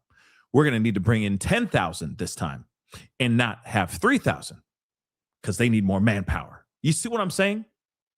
We need more firepower out there. So this is the test run. Test run has already commenced, y'all. It has already started. It has begun. Interesting, right? So this has already been happening for the past 5 days, guys, without us even knowing. We're just getting the report about it now. Ain't that crazy? That is absolutely crazy. So, one second. Hold on. We got to take a look at this too. The title says here, 3 warships ordered to head to the Middle East. So this is interesting. Now the U.S. is sending 3 Navy warships and more than 2,000 Marines to the Middle East. What more are you hearing about that? Diane, yes, we have new reporting that 2,200 Marines based in Japan will be transported across on 3 amphibious ships, which is pretty standard. It's called an amphibious ready group. And they normally patrol inside the Indo-Pacific area, which is Asia. But instead, they have been ordered and redirected towards the Middle East. What is important about this is that these are ground forces. We've talked about ships. We've talked about fighter aircraft. But this is a ground force that also includes aviation. And they also have F-35s and V-22 Osprey aboard these ships. But from what we understand, this doesn't mean that the United States is preparing a ground force to go into Iran. This is just a capability, an option that is available to military planners because they always want to have as many forces available as needed. And these Marine units, this 31st MEU, as it's called, brings a lot of options and a lot of variability to the table. Now, the question is, how long will they be there? And is it possible that we may see further of these units headed out to the Middle East as well? Okay, so you got amphibious soldiers that can fight sea and land. They're going in there. Their focus is to do land. So in other words, like I said, boots on the ground without it actually technically being the army being out there, right? That's crazy, right? So they're trying to see what's going on. You got 2,000 Marines sent there as well. They're trying to see what's up. They're trying to see what's popping and what's good and see how the Marines handle land. And if it turns into a complete cluster F, or even so, if they realize that we're kicking ass and taking names even more, they'll send even more troops. So, either way, troops are going to be sent no matter what. But if you notice, this is the first wave. So it's a little appetizer before the main course. They're trying to see how it goes. They're trying to test the waters, or test the land in this case. Okay. Trying to see how it goes first before they actually bring in all the troops, which is absolutely insane. Okay. Which obviously tells us this is a foreshadowing of something very big coming very, very soon. And it may not be this week, right? Or obviously, like, this week is over, but I'm saying it may not be as soon as like the top of next week, but they might start deploying middle of the week. Depends on what happens this weekend. It could be absolute carnage. And it could be the Marines go in there and they destroy everything in their path, which is exactly what Trump wants to see. But if it doesn't do that, he gonna bring in a few thousand more, if not 10,000 more troops. And then we will officially have 110% boots on the ground. And Louis, what are you watching for next? Well, one of the things that we've talked about is what happens to the uranium stockpile. We've heard shifting narratives about how the United States is going to try maybe to use ground forces to try to seize some of the 430 kilograms of enriched uranium that Iran possesses, which most of it is believed to be underground at those facilities that were bombed by the United States. Yeah. So let's not forget that. Hold on. Meanwhile, I'm going to pull this up because we need to see this too. It's all talking about the Strait of Hormuz. But here's the thing. You know what I mean? Of course, they also probably have one main goal, those Marines, is to go out there and get the uranium. And the uranium could be anywhere. Remember, they said it's probably not just in one spot. It could be strewn all over the place. It could be underneath mountains and stuff. You see what I'm saying? It could be buried in the sand somewhere. We don't know. We're going in there flying blind. We've already been doing that, flying blind, going in flying blind. That's literally what we've been doing. We don't know what we're doing. And it's been made abundantly clear with all of this. Well, let's take a look at this. This is all about what's going on with the Strait of Hormuz. They're basically saying that it's basically at a standstill right now, which is not good. This means oil going up. Oil going up, y'all. About war, a simple weapon is allowing Iran to control, for the moment, one of the world's most important bodies of water, where 20% of the world's oil transport is transported through. So let's turn to the wall and learn about sea mines. Fundamentally, what are they? They're supposed to detonate and blow open the hull of a ship. What have they done? They drop to the bottom, and oftentimes they're moored with wires. Those wires on the positive side can be cut, and that can be disabled. But they could be down there and they could be triggered. For example, they can count. Some of them can count where maybe one ship goes, the second ship goes, and it's scheduled for the third one, then it'll explode. Makes it tougher and tougher to figure out if that pathway is actually clear or not. Okay. First off, who in their right mind would want to sail through this? You are literally playing Russian roulette. Doesn't matter if you're an ally of Iran. Doesn't matter if you are an enemy. It could just go off at any time. Who in their right minds would want to be doing this? And yeah, you know what? I show a lot of clowns on this show. Okay, everybody has a reporter that they don't like. I'm sorry, it is what it is. We're getting all the information we can get on all platforms. I watch things from CNN to ABC to CBS to Fox News. I listen to it all. There's information that this guy is giving, whether or not you like him or not. This is information that I think is very important.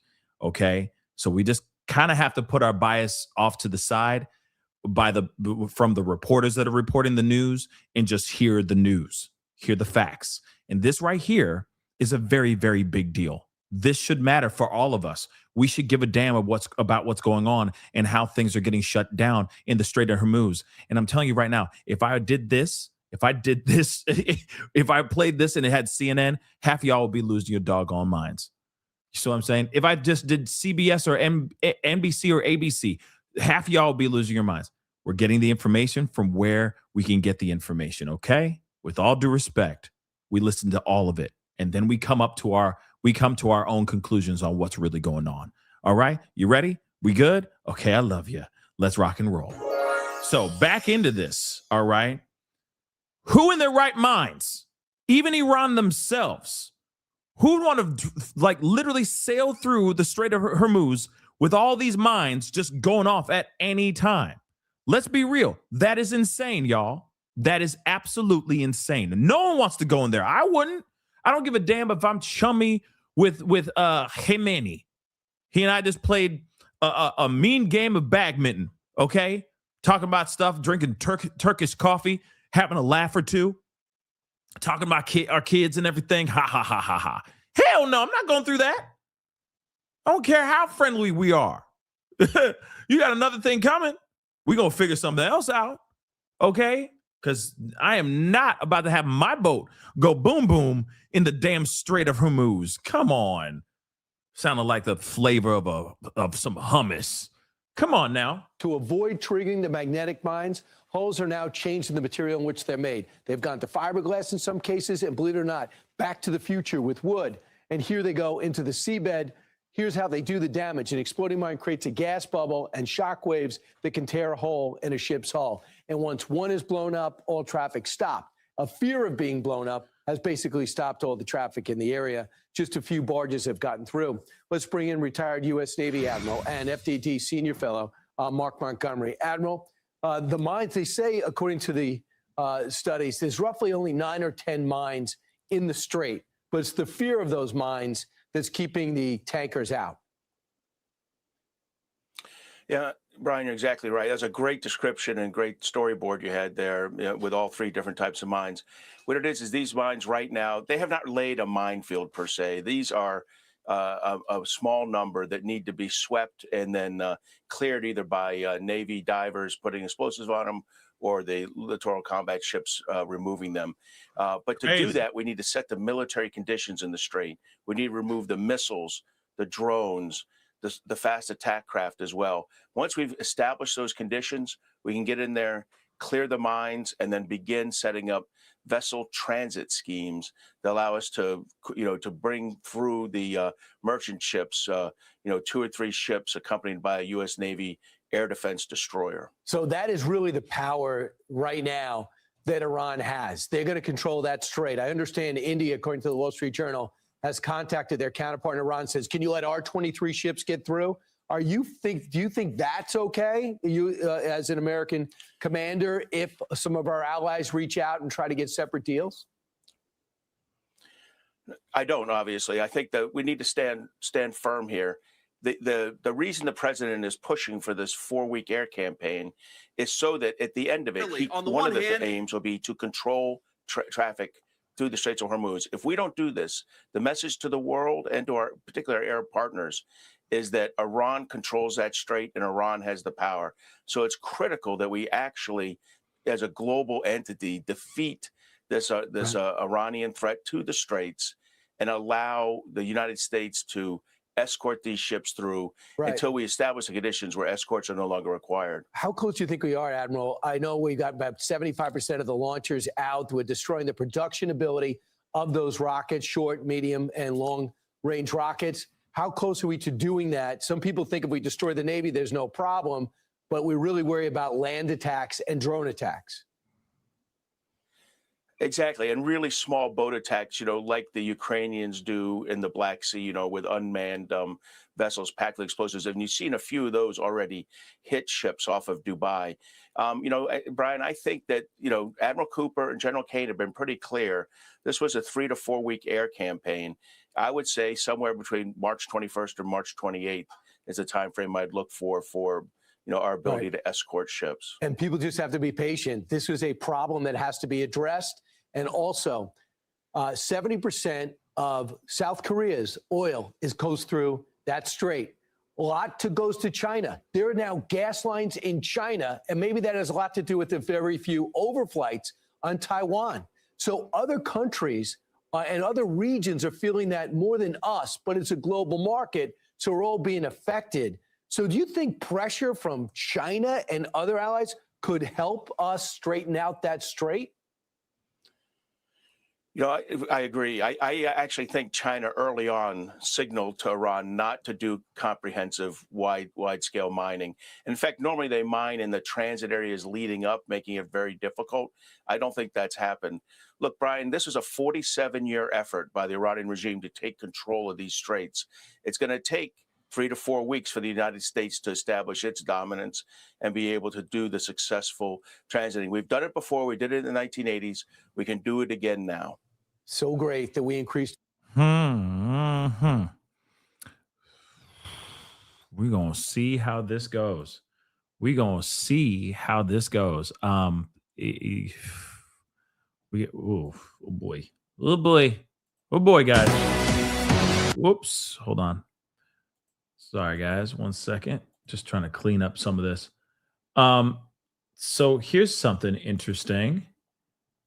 Remember when they said that Pete Hegseth said they are the leadership, the Iranian leadership is hiding. They're scared and they are hiding. Well, apparently that's not entirely true. Okay, so according to Pete Hegseth, Iran's leadership desperate and hiding. They've gone underground, cowering. That's what rats do, right? That's what he said. Here is Iran's foreign minister on the streets of Tehran, not hiding or cowering, but instead talking about the quote-unquote incredible will and determination of the Iranian people. Now, I don't know if there's any translation underneath this, but let's just hear what's going on. And he's got smiles on his face.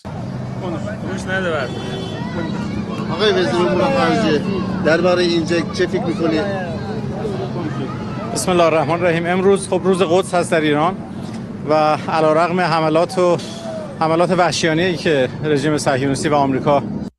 Now, obviously, as you can see, I mean, he's alive and well and happy and outside. That's what I'm seeing. We catching him outside, right? We are catching him outside. And it seems like everything is Gucci when it comes to that. So as much as they say that the Iranian people are scared and they're cowering in fear, I don't know how much of that is actually true. Now,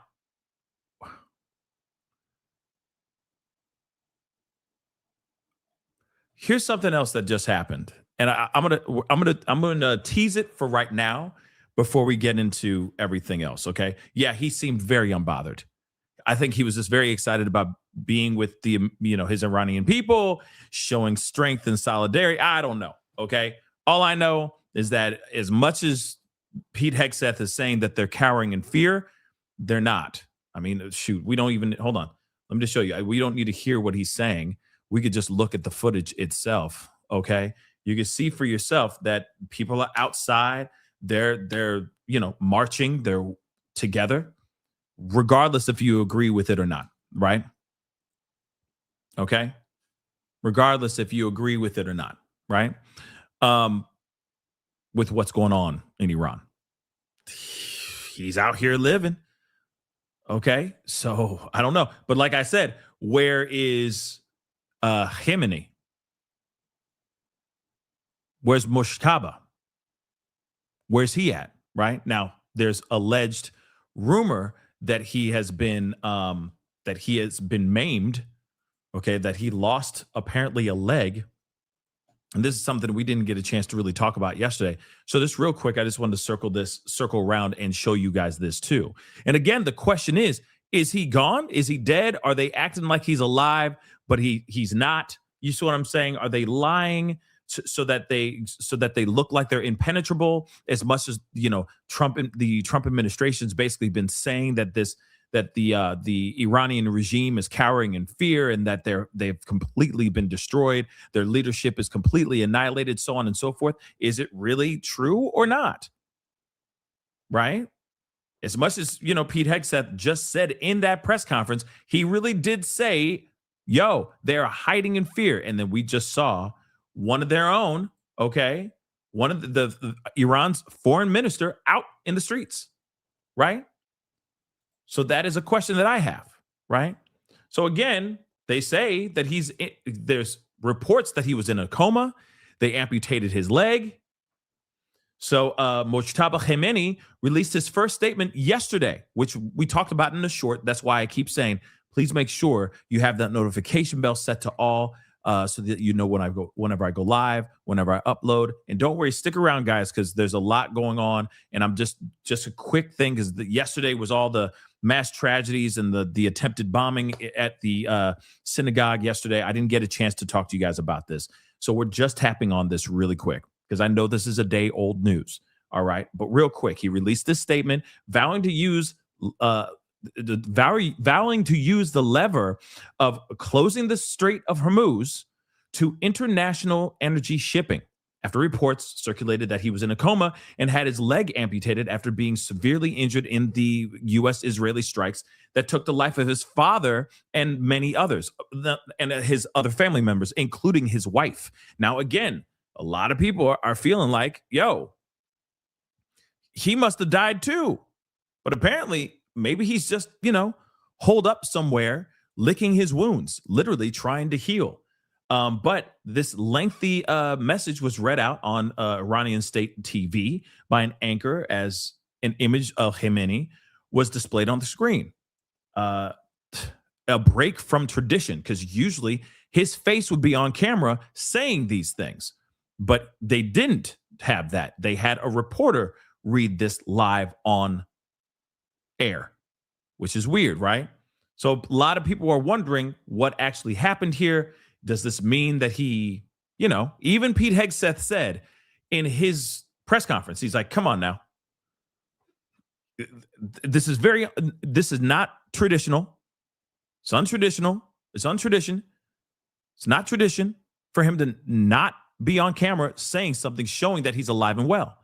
But that's obviously the same thing that people are going on and saying about Netanyahu, that some of the footage that has been circulating online, that maybe Netanyahu lost his life as well, or that he's severely injured, which is also very interesting, right? But there's something we're going to have to look at here in just a minute. But just so you guys know, because I know some of y'all sent this to me again, and this all has to do with the Marine stuff, Marines being sent. But take a look at this, okay? Pentagon sends Marine Expeditionary Unit to the Middle East. So Pentagon is moving a Marine Expeditionary Unit to the Middle East as Iran steps up its attacks on the Strait of Hormuz, according to 2 U.S. officials. Defense Secretary Pete Hegseth has approved a request from CENTCOM, responsible for American forces in the Middle East, for the Expeditionary Unit, typically consisting of up to 2,500 Marines, the officials said. So like I said, there are 2 different reports going on out here saying that, 2,200 Marines are going, 2,500 Marines are going. In other words, a lot of Marines are going, okay? A lot of Marines are going, and I truly believe they're using that to have boots on the ground without actually saying that we have boots on the ground. Okay. They're trying to be savvy. They're trying to be slick. Okay. That's basically what's going on here. Now, something else is interesting that it was being shared.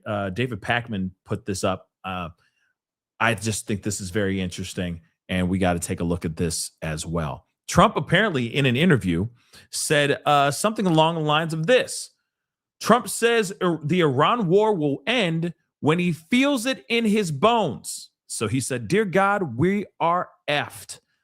And this is the same clown, as you guys said, from Fox News, but he's the one having the interview with Trump. And Trump apparently said this. I'm doing something about it. And I had to take an excursion. We had the greatest economy in history. We still do.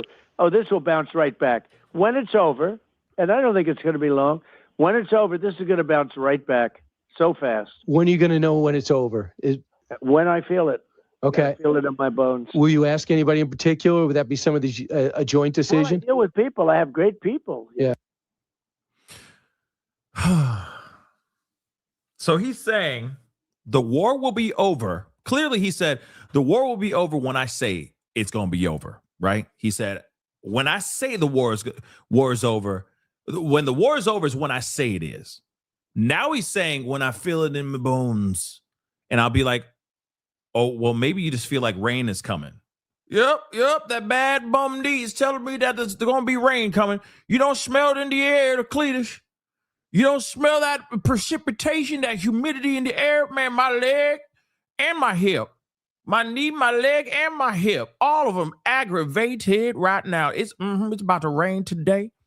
I feel it in my bones. Is it going to be like that? Is it going to be like, or, you know, there's a flare up of like arthritis, rheumatoid. His rheumatoid arthritis gets flared up just out of nowhere. He's like, ooh, time to end the war. Anybody got some turmeric? Any ginger? Anybody got a combination of the two? Anybody got an Aleve? You got an Aleve? Yeah, I think it's time to get rid of this war. I feel it in my arthritis. The arthritis has kicked in. This rheumatoid arthritis, dag nabbit, I should not have used that Roundup on that damn weeds. I tell you what, it gonna rain. Stupid. But this is apparently what he's saying right now. Okay, guys? Yeah. Anybody got some Bengay? Y'all anybody got some Bengay? How about some BioFreeze? Nobody? No Bengay, no gummy. I'll take some gummies. Let's go. I won't feel a damn thing with some of them gummies. But then we gonna end the war. That's what we gonna do. That's what we gonna do. See, even I'm massaging my leg. Woo! Even I'm massaging my leg. Ooh, it's about to rain. Ooh, let me rest my bones. Ooh. Woo! We better end this war now. I feel flaring up. Come on, guys. Come on now. Come on. When he feels it in his bones, it'll be over. In other words, if it starts to make him look really bad, he'll end the war. Yeah. That's what's going on.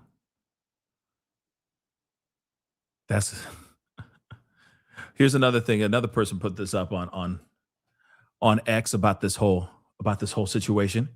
They're saying this here. They're saying major breaking. Okay, so the Pentagon is moving the Marine expeditionary unit to the Middle East, 22 to 2,500 Marines and sailors. Okay, so a whole bunch of stuff, drones, etc., special operation teams. This is not a defensive posture. A Marine expeditionary unit is a rapid response force designed for one thing: putting boots on the ground fast. What did I say?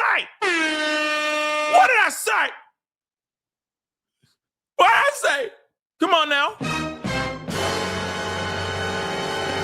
Yeah. Sometimes I'm a genius. Sometimes, not all the time, just sometimes. Sometimes I'm right. Sometimes. Okay? But weird, right? Putting on boots on the ground fast. So this is kind of like putting boots on the ground, but kind of not. See what I'm saying? Technically, they amphibious, so they on the ships with the other sailors. You see? No, it's boots on the ground, guys. Boots on the ground. Okay? Trump said the war is very complete. No, it's not. Trump declared victory 5 times in 13 seconds. That is true. Hegseth said the strait is open. It is not. Witkoff, okay, said he doesn't know how it ends. The Pentagon is sending a self-contained invasion force to the mother-loving region. 44 waves of Iranian strikes, mines in the strait. 2 tankers destroyed today. A KC-135 down in Iraq that took the lives of 6 crew members. Northern Israel under Hezbollah barrage. Gulf allies cutting production. And 2,500 Marines just got deployment orders. Steve Witkoff doesn't know how this ends. The Marines do. That is pretty insane. Boots on the ground. It is official.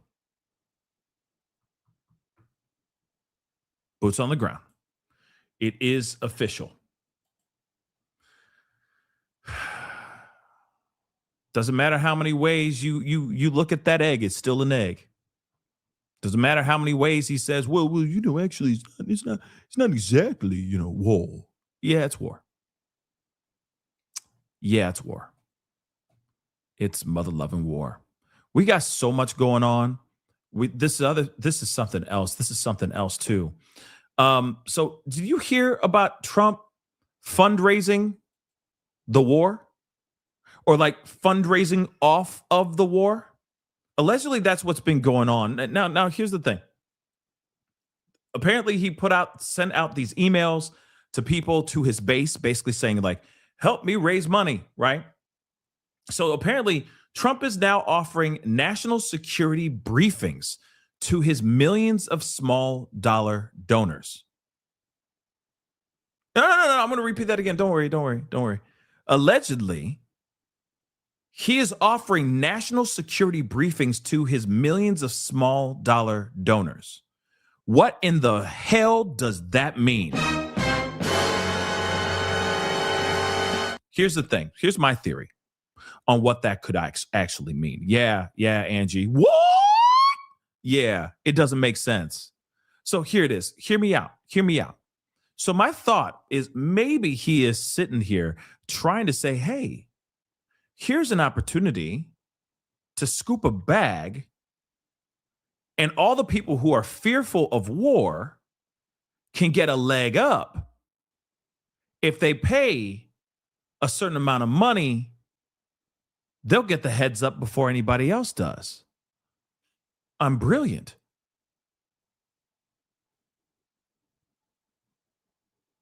So apparently he was sending out this. Okay, so using a photo from his recent excursion to Dover, where he honored troops killed in the Iran war by wearing this white campaign baseball cap. He used this, and this was content that he used for this. Let's take a look at this. Allegedly, this was being sent out to his base, to his followers, to his supporters. Very few spots remaining. Claim your spot. These final spots are reserved for my strongest supporters. You are one of them. In caps. This is no ordinary membership. As a national security briefing member, you'll receive my private national security briefings, unfiltered updates on the threats facing America. So what? You pay a $5, $10, $20 fee, and you get to find out if drones are flying towards a certain area in America before anybody else does? Is he really monetizing the fear of his own base? Yeah, that's what it's exactly what it sounds like. That's exactly what it sounds like. So the hat, the one where he was, saluting the troops that had fallen, and there was a lot of backlash because he did not take his hat off. He kept it on. He may have kept it on for a photo op to use as content for this new paywall that he's going to create on his website. And people will be able to pay a certain amount of dollars just so that they get a heads up before anyone else does in regards to anything that's going on in this country and outside this country. Let me repeat this again. This membership is a national security briefing member. You can become a national security briefing member. You'll receive my private national security briefings, unfiltered updates, and on the threats facing America.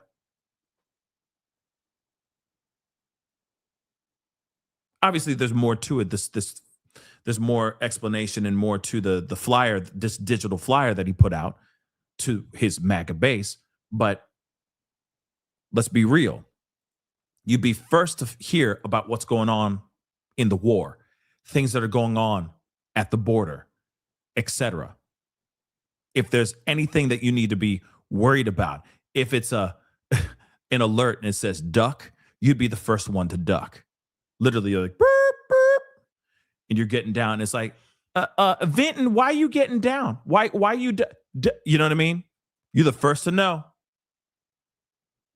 You're the first to know. Ain't that something? That is something. By any means necessary, he's going to monetize everything, huh? That is just some wild stuff, y'all. Diabolical stuff. You can't make that stuff up. You really cannot make that stuff up. Now, here's something else that's also very strange. There's a lot of strange things going on today. Okay, I just want to make sure you guys know this. We got to look at this too. I can't believe this is actually a real thing. Okay, I really cannot believe that this is a real thing. But 4 Army drones were stolen from a Kentucky base. Yeah, 4 American drones stolen from a base. Take a look at this. 4 drone systems were stolen from a Kentucky Army engineer battalion in Kentucky late last year. The Army investigators reported in a social media post this week. Hold on. Let me make sure I'm not losing my mind. What? Why are we hearing about this now? What? 4 drone systems were stolen from this engineer battalion in Kentucky late last year, but we're finding out about it now. So the Skydio X-10D drone systems were last seen in the 326th Division Engineer Battalion at Fort Campbell on November 21st, 2025, the Army Criminal Investigation Division, or CID, said, prompting them to offer a $5,000 reward for information leading to the arrest and conviction of the responsible party. Investigators said the drones were stolen between November 21st and November 24th, but they did not say when the theft was discovered. They just are now reporting it. They're just now reporting it. Skydio XD10 or X10D, I'm sorry, are small unmanned, well, they're drones, mother lover, okay, that can be used by the military for battlefield intelligence, surveillance, and reconnaissance. Systems can also use AI to avoid obstacles in flight. I guess these are the 2 images of the 2 people that allegedly stole these doggone drones. Army investigators released photos of 2 suspects wearing head coverings, dark sweatshirts and long pants, and closed-toe shoes.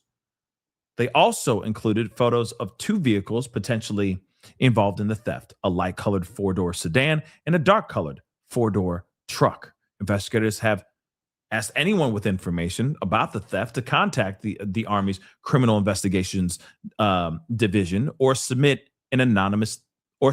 on an anonymous tip line, which is absolutely crazy. This is the dumbest, this is the wildest thing. And why would they suddenly tell us about this crap now? In tracking crime this morning, Army investigators are offering a reward after several high-tech military drones disappeared from Fort Campbell. Quite a mystery. Jaxie Pigeon joins us in studio to explain what authorities say happened, also how the public could help solve this. Jaxie. So Nicole dumb. and Mark, military authorities say 4 advanced AI-powered drone systems were taken from a facility on post late last year, and now they're asking for the public's help tracking down whoever is responsible. Now let's take a look at where this happened. It was at the 326th Division Engineer Battalion building on A. Shaw Valley Road. Investigators say the drones were last seen the morning of November 21st before someone illegally entered the site sometime between November 21st and November 24th. The stolen equipment includes 4 Skydio X-10D drone systems. They are advanced unmanned aircraft used by the Army for reconnaissance and operations. The Army Criminal Investigation Division is offering a reward of up to $5,000 for information leading to the arrest of whoever took them. Officials say anyone with information is urged to come forward. Tips can be submitted directly to the Fort Campbell Criminal Investigation Division office or anonymously online. Mark. Like, why would they suddenly tell us about this now? Remember, isn't it funny? They mentioned this now right after they talked about Iran possibly sending drones over to California and dropping bombs on California. Remember that reporting we talked about a couple days ago? As soon as they reported that, instantly go, oh yeah, by the way, we got American drones that have been stolen several months ago. We forgot to let you know. No big deal. Huh? Why wouldn't you tell us that before? Why are you telling this now? It's weird. It's very weird. Don't you find that that's odd, guys? That doesn't make sense. That doesn't make sense. Especially, oh man, I gotta find that because Caroline said some things too, which I thought was just super, super dumb. Hold on.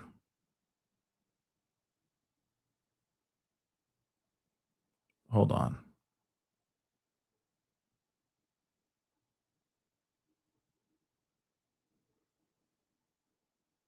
Hold on.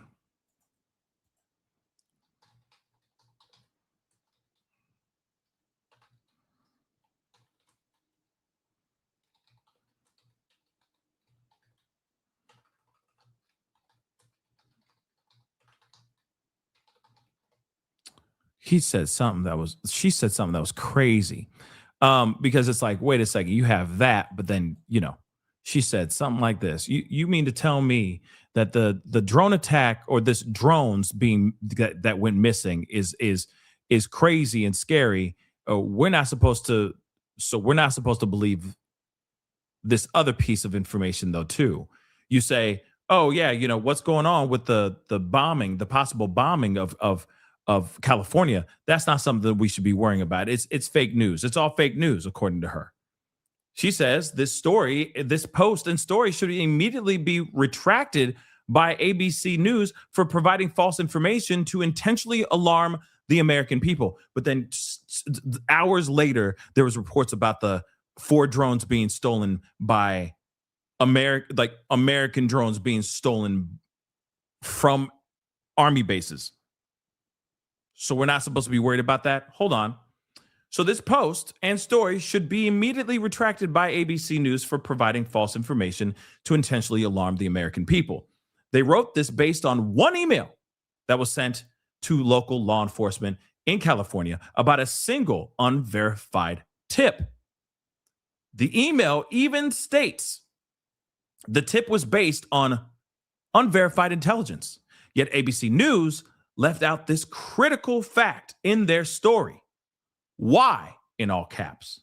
To be clear, no such threat from Iran to our homeland exists. It never did. But hold up. Wait a second, though. That don't make any sense. Hold on. Let's hit that rewind button real. To be clear, no such threat from Iran to our homeland exists. It never did. Hear me out. What did Trump say a few days ago when he finally did his press conference? He said, we knew that they were going to attack first. Only a matter of weeks before we were attacked. So we attacked first. Hold on. No such threat from Iran to our homeland exists. It never did. So what does it mean? Caroline Levitt, what's going on?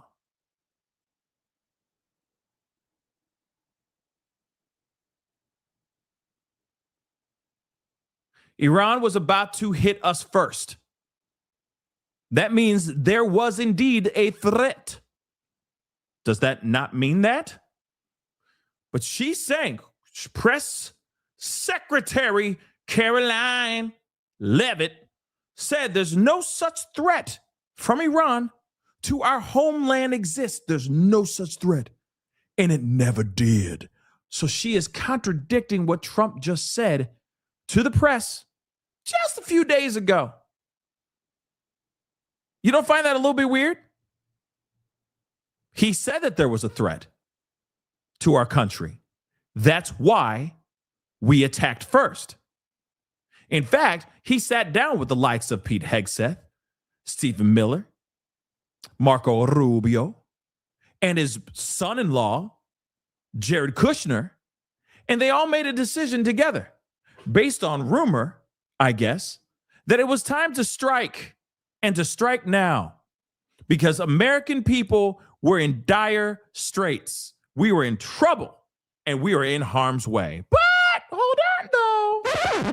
We hear this, and she says, oh, my God, take down that article. It's all BS.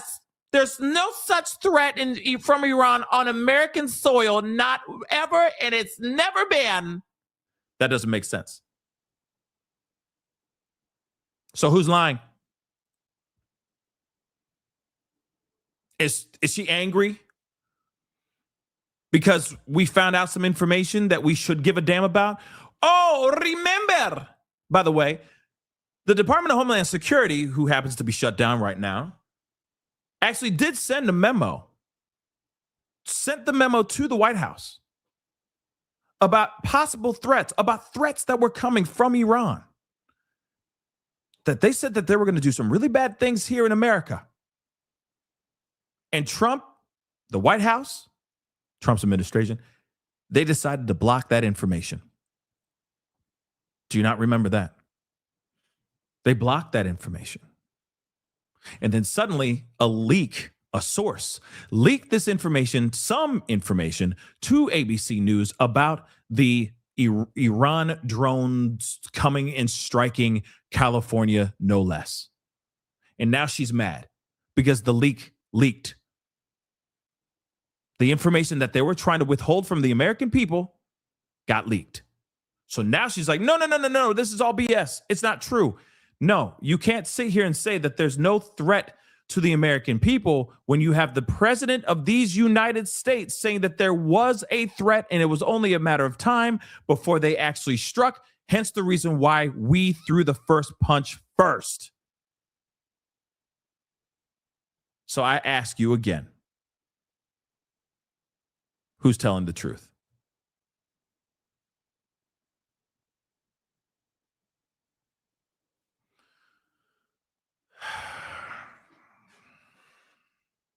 Exactly, Cyan. Then why the war if there was no imminent threat on homeland at all whatsoever? Makes no sense, right? So Caroline just showed her whole ass to everybody. She either lying or she's telling the truth and somebody else is lying. You see what I'm saying? Interesting things have been going on, guys. Interesting things have been going on. Here's also something that's very interesting. It happened about an hour and a half ago. We got to share it no matter what. I know some people are not excited about this, but this is the truth. Okay, this just happened a little bit ago. And apparently Pete Hegseth and Trump, I guess, had another... Wait, hold on. Did they have another one? No, this is old. No, hold on. It's the full interview with Trump. I want to share that with y'all. I want us to see that too. But here's something that's interesting, and I know nobody really gives a damn about this, but here's the thing. Jake Paul, I know. Everyone's like, what? Yeah, so if you don't know who Jake Paul is, it's okay. You're not missing much. He had an interview with Trump. Trump had time to sit down with Jake Paul.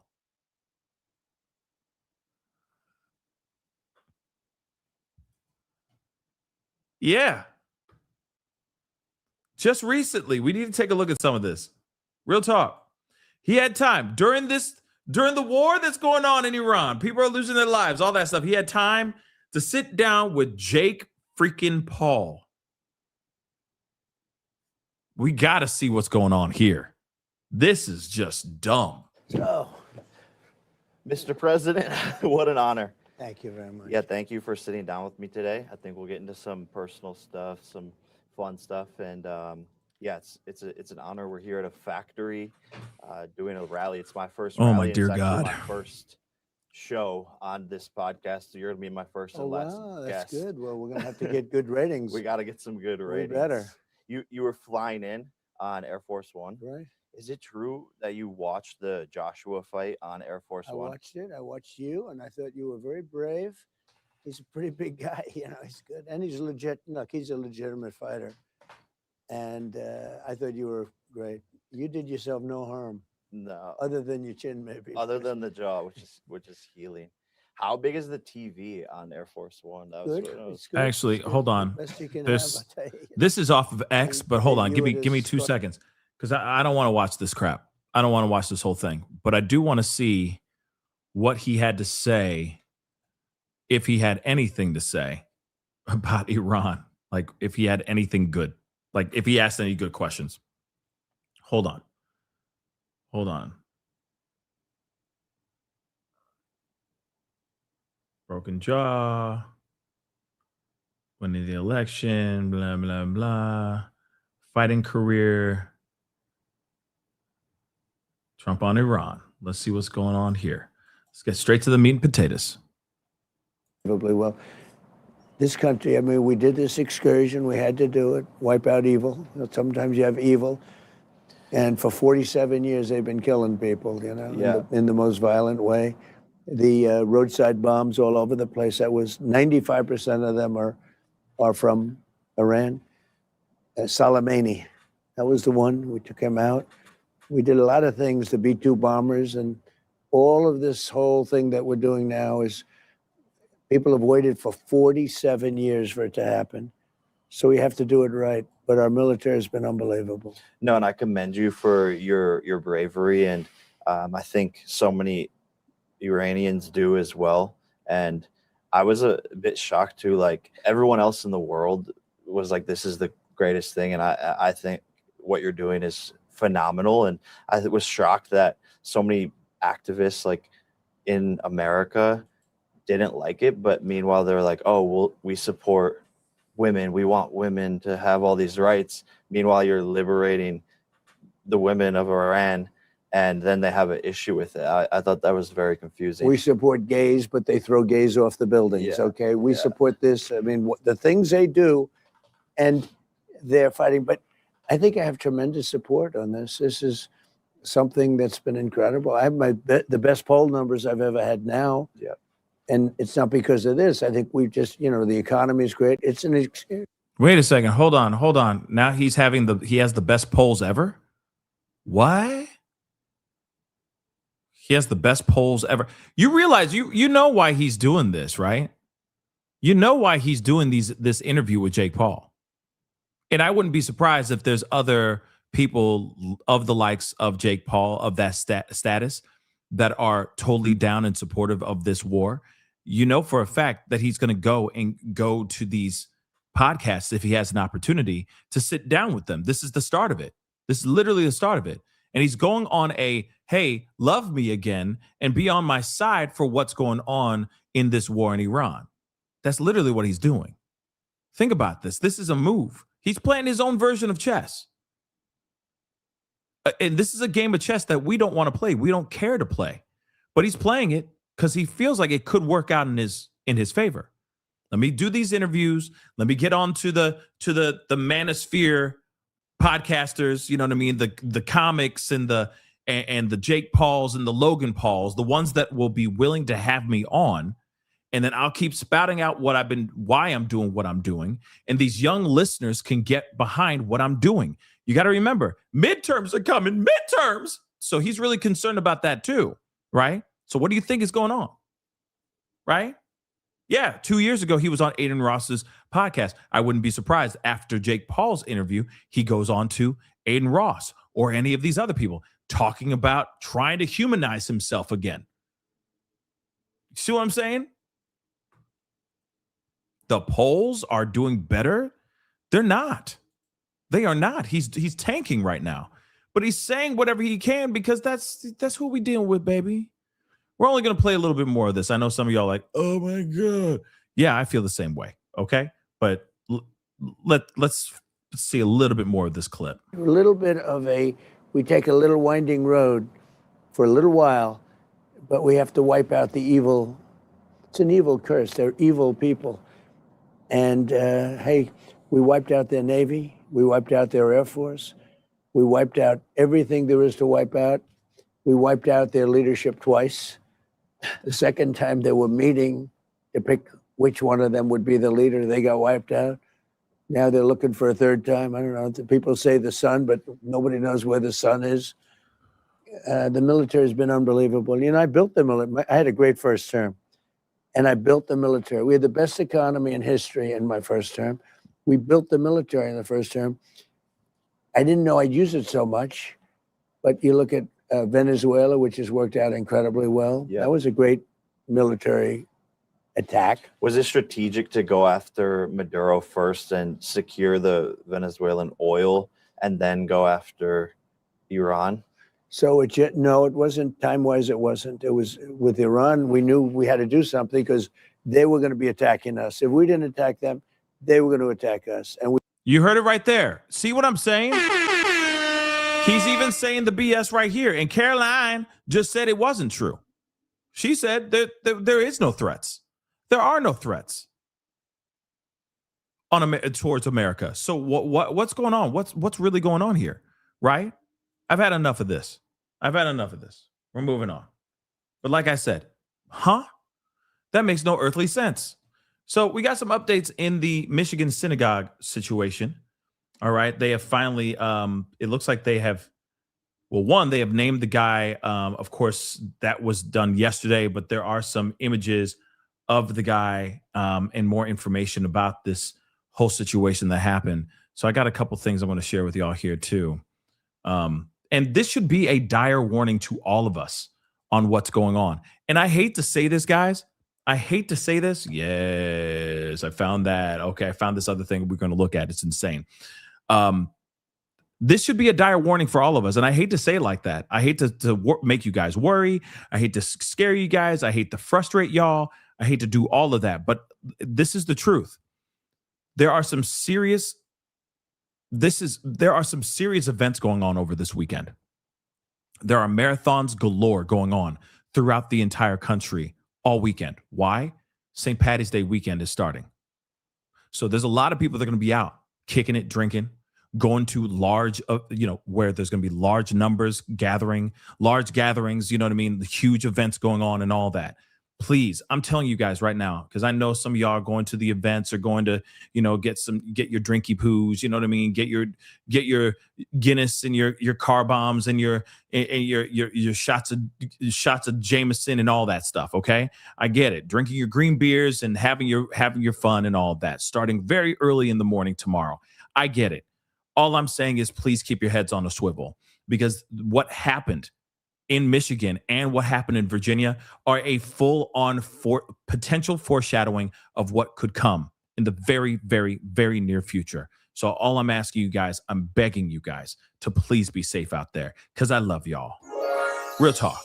Okay. It doesn't matter if we agree all the time or disagree all the time. I still love y'all. And we should not be having casualties like this, especially tomorrow when you got marathons going, you got parades going, you got all kinds of stuff going on all at the same damn time. So please be safe out there. Please, I'm begging you guys, please be safe. But let's look at this. Yesterday, remember, a terrorist, piece of trash individual, apparently looks like a sleeper cell maybe, apparently from what they're saying about the guy who lived in the neighborhood or lived in the area as well, which is also insane.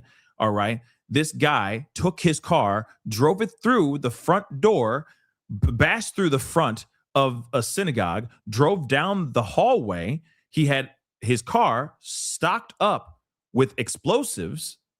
And then, of course, he didn't make it to wherever he was trying to get to. My assumption is he was trying to get to where the kids were. That's where I'm thinking. So there was a preschool there and a daycare there as well. that I think he was trying to drive to, but he was neutralized before he even got there. All right. That's some information that we do know. So thank God he wasn't able to detonate the car and all that. All right. But again, Michigan synagogue terrorist who smashed into the temple, then opened fire, is pictured for the first time after neighbors praised him. That's crazy. Like, he was a nice guy. He was such a good guy. But no, right? The terrorists smashed a truck filled with explosives into a Michigan synagogue and then opened fire has been pictured for the first time. So Ayman Mohammed Ghazali, 41 years old, was killed by security on Thursday after he attacked the Temple Israel synagogue in the Detroit suburb of West Bloomfield. So Ghazali, a naturalized U.S. citizen born in Lebanon, has been praised by neighbors in the Dearborn Heights community as being one of the kindest people you can ever meet. Sleeper cell. But law enforcement sources have revealed that he had known connections to Iran-backed terror group Hezbollah, the New York Post reported. Contacts of known Hezbollah members were found on his phone in 2019 when he was questioned by police after returning home from a trip overseas, sources said. Ghazali, who was known to travel to his native Lebanon, where the terrorist group was based, told officials he went abroad to receive a hair transplant. So he went over there to get some hair plugs. Interesting. The FBI looked into the incident, though the outcome of its probe is unknown. Well, he looks like he has a full head of hair now. The gunman was seemingly well liked by locals in Dearborn Heights, especially those who frequented Hamido, a popular Middle Eastern restaurant where he worked. Regulars said Ghazali was the face of the restaurant and always treated them with respect. He carried out the synagogue attack just days after his two brothers, niece and nephew, were killed in an Israeli airstrike in Lebanon, authorities confirmed. Wow. Here's the guy. I mean, yeah, you can see it's thinning. It's definitely thinning up there, but that could be mid transplant while his hair is growing out. You feel me? But this is the guy. Apparently, he was just a big bowl of sunshine until his family lost their life, and then he lost his doggone mind. Allegedly. This is the same dude who was so kind and so neighborly to everybody that drove straight through the front doors of a synagogue hoping to detonate whatever was put in the back of his truck. All in retaliation of what happened to his family in Lebanon. Ghazali lived in a $315,000 home in nearby Dearborn Heights, which has the largest Arab American population in the United States. FBI agents were seen searching his residence on Thursday night. He had been absent from work in the weeks leading up to the synagogue attack, a colleague told the New York Times. His longtime neighbor, Zadia,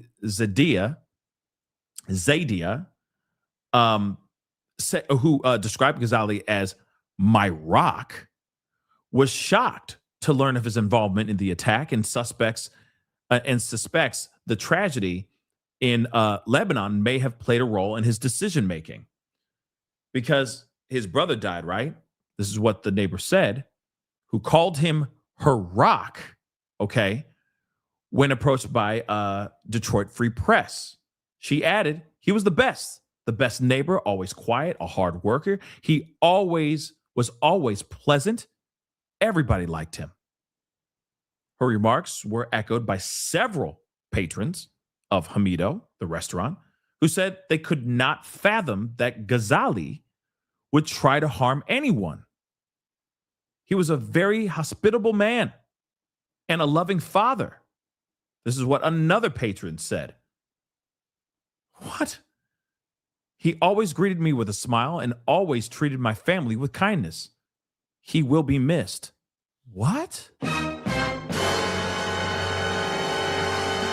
Something's weird. Mike Smith, who said he visited the restaurant the day before the synagogue attack, said it was shocking to hear about Ghazali. This guy was always a nice guy. One of the kindest people you could ever meet. This is what he wrote, adding that Ghazali's customer service was great. Saran said, admitting that she did not know Ghazali well, said that during their encounters, he was the kindest, most respectful guy. It breaks my heart. I don't believe Ayman can do something like this. This is what another person said. He's the most respectful man and very kind. I'm lost for words. I pray for him, his family, and everyone involved. Now, of course, he was born in Lebanon in 1985. He entered the U.S. in 2011 on an immediate relative visa as the spouse of an American citizen, according to the Department of Homeland Security. He then applied for naturalization in October of 2015. Then he became a citizen in February 5th of 2016 under the Obama administration. Court records reviewed by the Daily Mail show Ghazali's ex-wife now filed for divorce in Wayne County Circuit Court in August of 2024. A divorce was then granted 7 months later in March of 2025, and a child support order was signed and filed at the conclusion of the proceedings. The reason behind their separation remains unclear as the divorce filing is sealed. An unnamed source told CBS that Ghazali phoned his ex-wife shortly before the attack, asking her to take care of their children.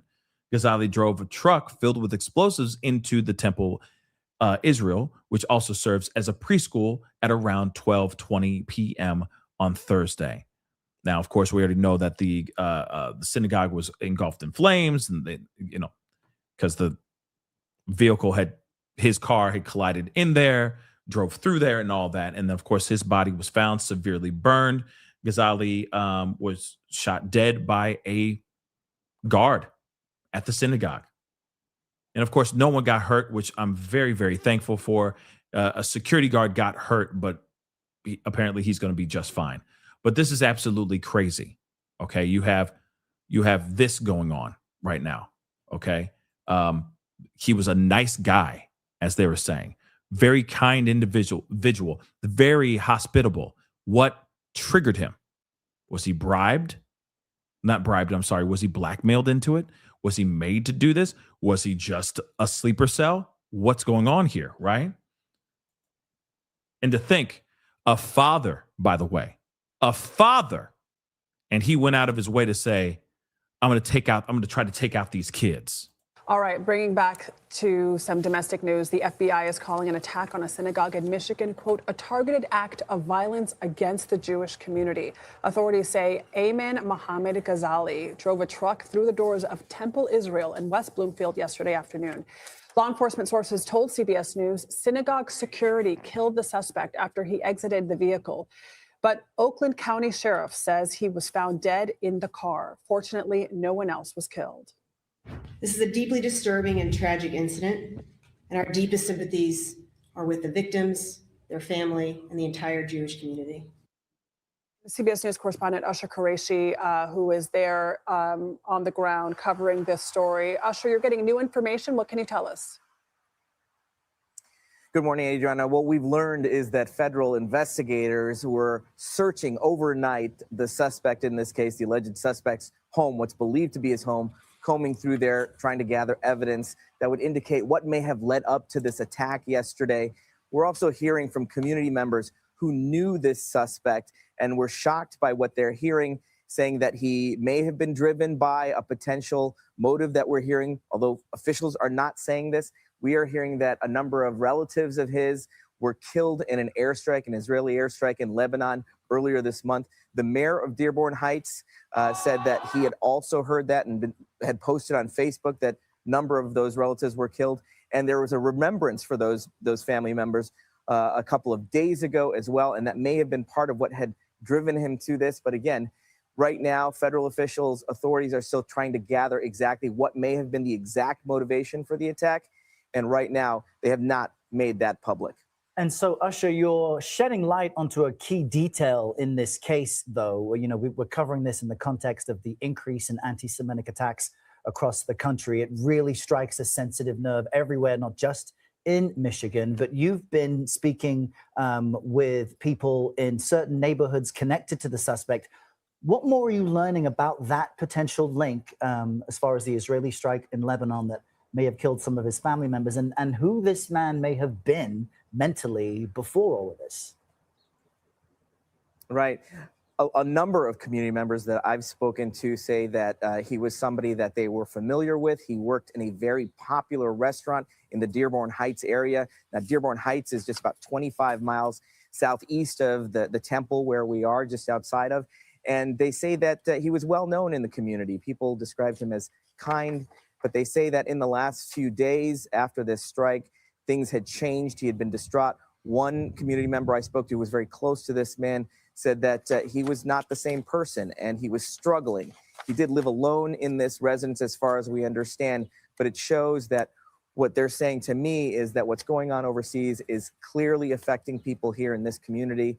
And it raises questions about the tension here and how much people are talking to each other about what's going on and trying to understand that before they turn to violence. I mean, this is the other question that I would have in my mind too, is like, you know, is there a reason why, you know what I mean? Is there a reason why they did, you know what I mean? Like he did this, you know, like, you know, is it truly because of what happened, these airstrikes that happened? Or is it because, or is it because of something else? Like he's always been planning this, or did his wife suddenly find out that he is, you know, part of this terrorist group, right? Hezbollah, that he truly is somebody who's part of it. And he's just really good at acting like a really nice guy.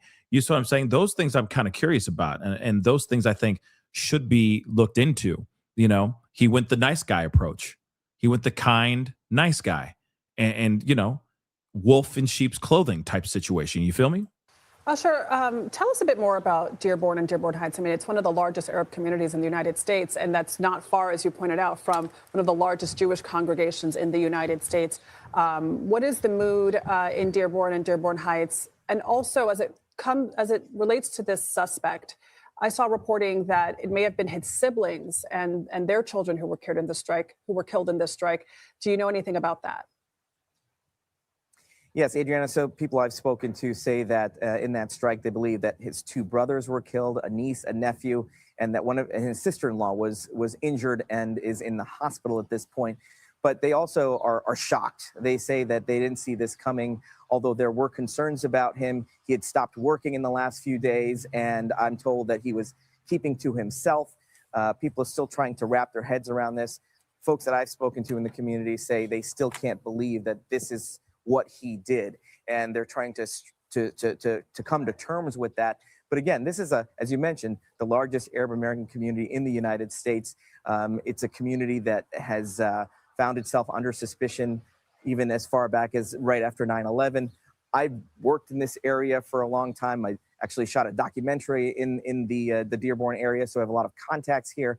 But there has also been condemnation from leaders here about this attack. They say that this violence of this kind is no answer to anything that is happening anywhere outside of the United States or even here. And Usher, one thing that jumped out at me during the press conference we watched last hour, we saw Governor Gretchen Whitmer speak, and Senator Alyssa Slotkin, who is Jewish and has not just raised money for Jewish organizations, but she's participated, Senator Slotkin, in events for Jewish and Muslim Americans to bridge the divide, to encourage more domestic unity despite international tensions. I'm just wondering if you can give us a hint as to memorial services planned or anything else planned by the community hoping to bridge these frayed nerves. Yeah, right now what we're hearing from leaders here at the temple is that they're standing strong. They want to continue providing the services to the community here. They want to continue engaging. There's a bar mitzvah that's planned, and that is not being canceled. Wow. They are also holding services temporarily here across the street at the Shenandoah Country Club.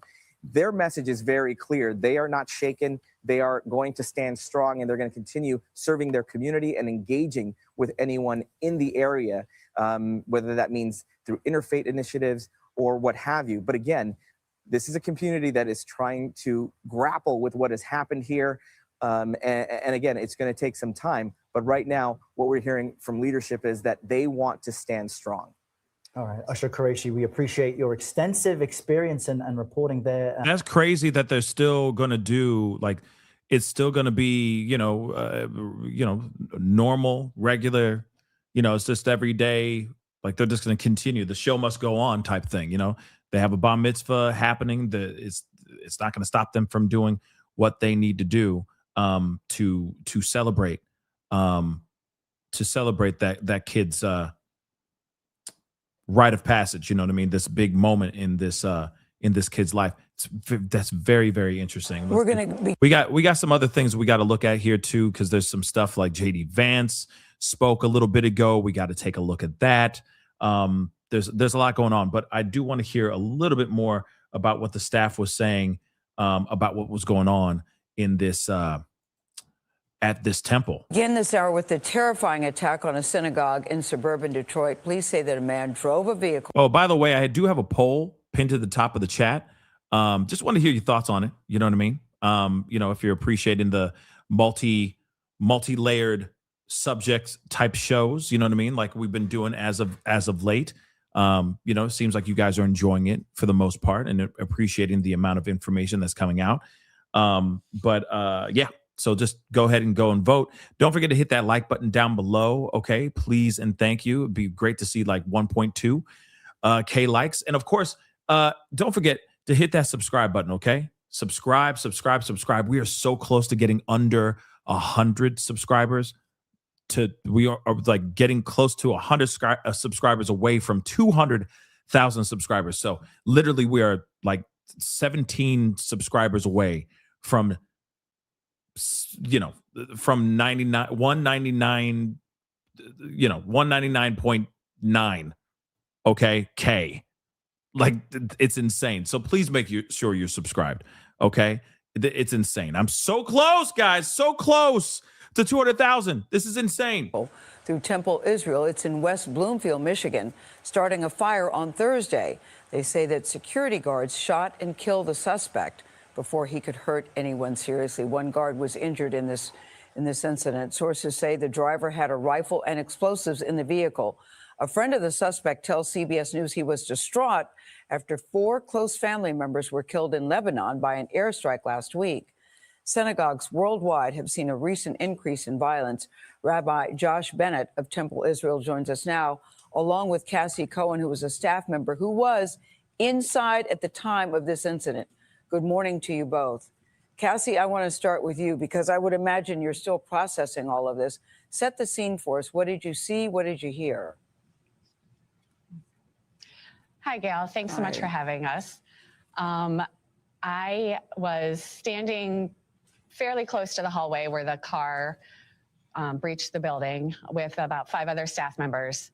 And we heard a loud crash and a bang, and we immediately knew that something was wrong. We grabbed each other. We ran into my office, which was actually very close to where we were standing, locked down, hid under my desk, and stayed there until it was all clear. Yeah. Did you ever see the person who was driving the vehicle? And what did you think was happening? I know you just said you knew it wasn't good. What did you think it was? So we were pretty sure it was a car. From where we were very close to where it happened, and we heard a very loud crash, and we could see debris flying through. So we figured it was a car that had driven through the building. Thankfully, we've actually had active shooter training and response training, and so we were able to immediately kick in and know what to do. And so that's when we went into my office. Rabbi Bennett, Cassie, Nate Burleson here. Rabbi Bennett, I want to ask you, what are you hearing from the people that were inside the synagogue? And I also know that the synagogue is a daycare that has about 140 children in it. What are you hearing from the children? How are the families doing? One of the beautiful things that happened yesterday was not only did our staff react exactly as they had been trained, but our children, because of that, were given an opportunity to really not know what was going on. They were taken out of the building immediately. They were brought to safety across the street. We have an incredible partnership with the Chaldean community here who opened their facility for us as a reunification site. So our kids had the opportunity to be taken care of by their teachers. And because of the training that we've all gone through, it happened naturally and calmly. And it was really miraculous that everybody was safe. Boy, Rabbi, it's Adriana Diaz. You know, you always hope the training kicks in. It's such good news to know that it did. I want to talk about your security because you recently ramped. Okay. I mean, you know, obviously we now know that they are like suited and booted over there and that they're not playing when it comes to that stuff. Totally understandable. I would be the same way, especially at times like this, right? There's some stuff that's been going on. Hold on. We have got to take a look at this. So where did it go? There it is. So sorry, I'm trying to close some of these windows because man, I got a lot of them. Okay, so JD Vance did a press conference just a little bit ago. And I think we need to take a look at some of this very, very interesting stuff that's going on. Where did it go? There it is. So he said this. JD Vance is dodging questions about his advice to Trump on Iran. He says, I don't want to go to prison. Say what? Vice President JD Vance dodged a question today about what he said to Trump about the Iran war, saying conversations about the strike were classified and implying he could go to prison if he discussed them. Asked what he initially advised Trump as the president weighed military options in Iran, Vance replied that those discussions occurred in a classified space and he could not reveal them to the public. I hate to disappoint you, but I'm not going to show up here and in front of God and everybody else to tell you exactly what I said in that classified room, partially because I don't want to go to prison and partially because I don't think it's important for the president of the United States to be able to talk to his advisors without those advisors running their mouth to the American media. So this is what he said in his speech on affordability at Rocky Mount in North Carolina. Notably, Trump didn't seem to have any issue with saying that his vice president expressed reservations about the war, telling reporters on Monday he was, I would say, philosophically a little bit different than me. I think he was maybe less enthusiastic about going. Yeah, like a lot of other people. Philosophically, it's a big word for him.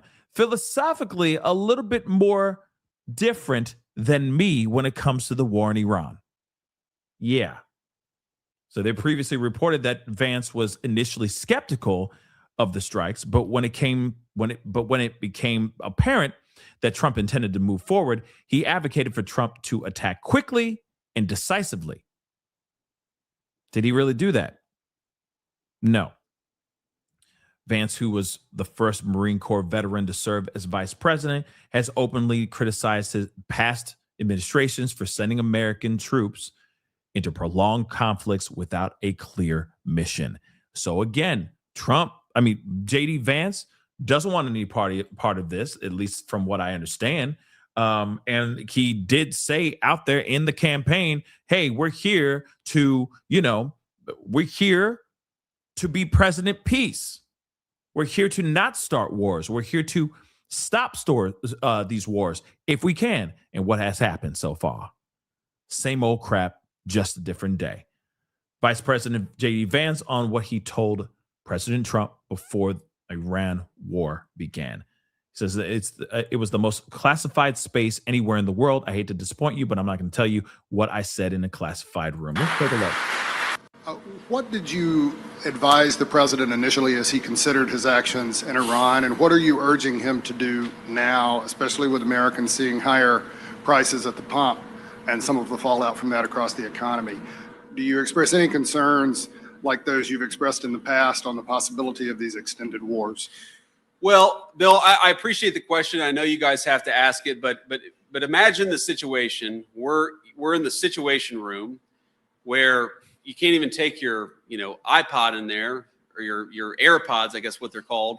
You can't take your iPhone in there. You can't take anything in there because it is the most classified space anywhere in the world. And I sit there with Pete Hegseth and General Kane and Marco Rubio and the entire White House team, and the president and I and the entire senior team are talking about the options and about what we need to do and about how we must best protect the American people.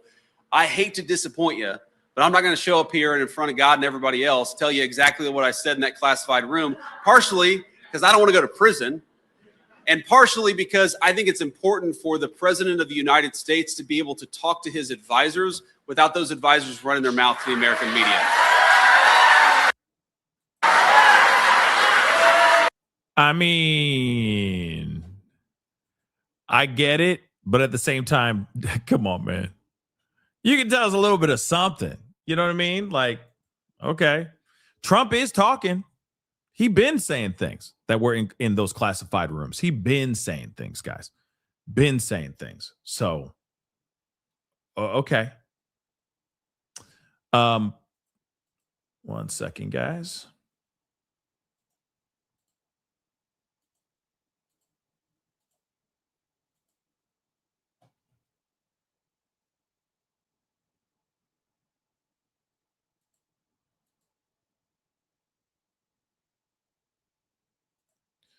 Yeah, we got to take a look at this too. Come on. This is crazy. Couple things that I want to share with y'all that are just absolutely wild. One of them has to do with, hold on. Come on, where you at? Could have sworn I had this up, but I guess it got taken down. This is very strange. So you got the Treasury Secretary. His name is Scott Bessent. Okay. He was sitting down for an interview. All right. And then he got called. Like, he sat down, he's getting ready for this interview. And then as he was getting ready for the interview, he gets called into the situation room to get like debriefed about what's going on in Iran. He came back, and let me just say this. You'll see in the video, he seemed cool as a cucumber. He was chill. And then out of nowhere, he's like, oh, I got to go into the situation room now. Okay, I'll be right back. He goes and he comes back and he is completely shook. He's stammering over himself. He's stumbling over his words. He's just completely like, he's shook, y'all. Absolutely shook. And we got to take a look at this. So the astonishing moment, Scott Bessent, Treasury Secretary, okay, returns to interview after situation room call from Trump. This is wild. Okay. Either Trump went in on him or he said something to him that he did not like to hear. Okay. So the Treasury Secretary was rushed off the set of Sky News interview after the president summoned him immediately to the situation room. Scott Bessent appeared unsettled, shaken even when he returned. Critics have alleged. I agree. The eye-catching mid-interview interruption came when he was speaking with the master investor host Wilfred Frost about Japanese economics. He says, sorry, the president wants you right away, an off-camera aide told Bessent. So the Treasury Secretary turned toward the aide, removing his microphone, got up to visit Donald Trump. He was gone just before 10:30 a.m. Thursday and then returned just after noon, according to Sky News. So he was in there for like a good hour and a half Frost noted that the significant moment when Bessent sat back down, remarking how it was the first time an interviewee had to get up to visit the Situation Room. Says, how was the president? Was he stressed? The host pressed. Oh no. The president is in great spirits. This is what he rattled out.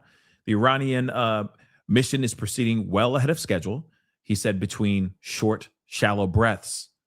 And I have to tell you, Will, that I have a teenager who's considering a military service. And I could give this team my highest compliment, from President Trump to the head of Joint Chiefs to the Secretary of War. I would they say that I would trust my child's life in their hands, he continued. I would they say that's interesting. I think they're saying I would say that I would trust my child's life in their hands, he continued. The Treasury Secretary was also reaffirmed a line touted by the administration that the U.S. military will likely provide escorts for oil tankers wishing to travel through the Strait of Hormuz, through which some 20% of the world's oil traverses. The U.S. national average price for a gallon of regular gas is $3.63, roughly 70 cents more than it was a month ago, when the average was about under $3. So again, we're going to be hearing what he has to say a little bit, but you could tell this is him right here. This is Scott Bessent. I'm sorry, Scott Bessent. He gets called in for a briefing. He goes in for the briefing, comes back out, and he's completely mother-loving rattled. Take a look at this.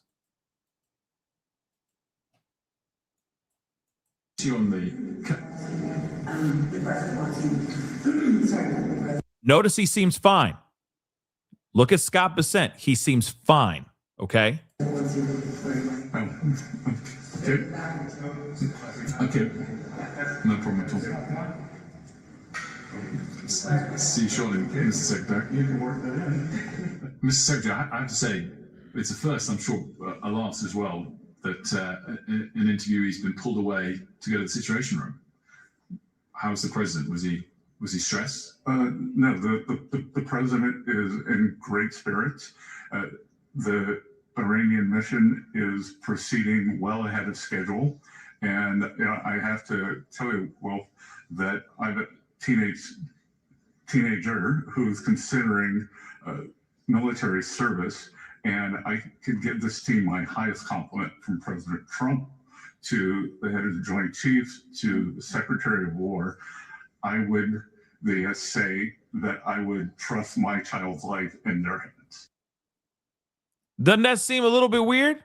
So it wasn't a typo. They literally wrote out what he said. So he was stumbling over his words. And don't get me wrong, everyone does it. I do it all the time, every day, 15,000 times a day. But at the same time, didn't it seem a little bit weird how he's like, oh, he's in great spirits, but might I say that he's, that if, my son is interested in being in the military and blah, blah, blah. And it's great. I trust that this administration will take good care of my son if he was to enlist. Doesn't it seem a little bit weird?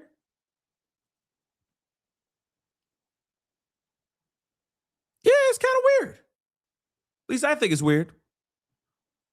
I don't think that's normal. He's about to have this interview. They're about to get down to business, talk about, about other things, not things that are going on in Iran. And then suddenly he comes back and it's like, like he doesn't want his son to go and get deployed. But now it's like he might get drafted. He might get deployed. You know what I'm saying? It just seemed weird, Very, very weird.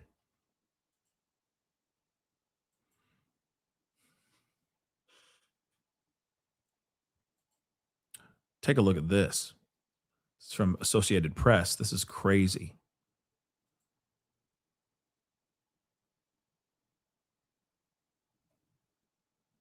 Hold on. Sorry, guys. Take a look at this.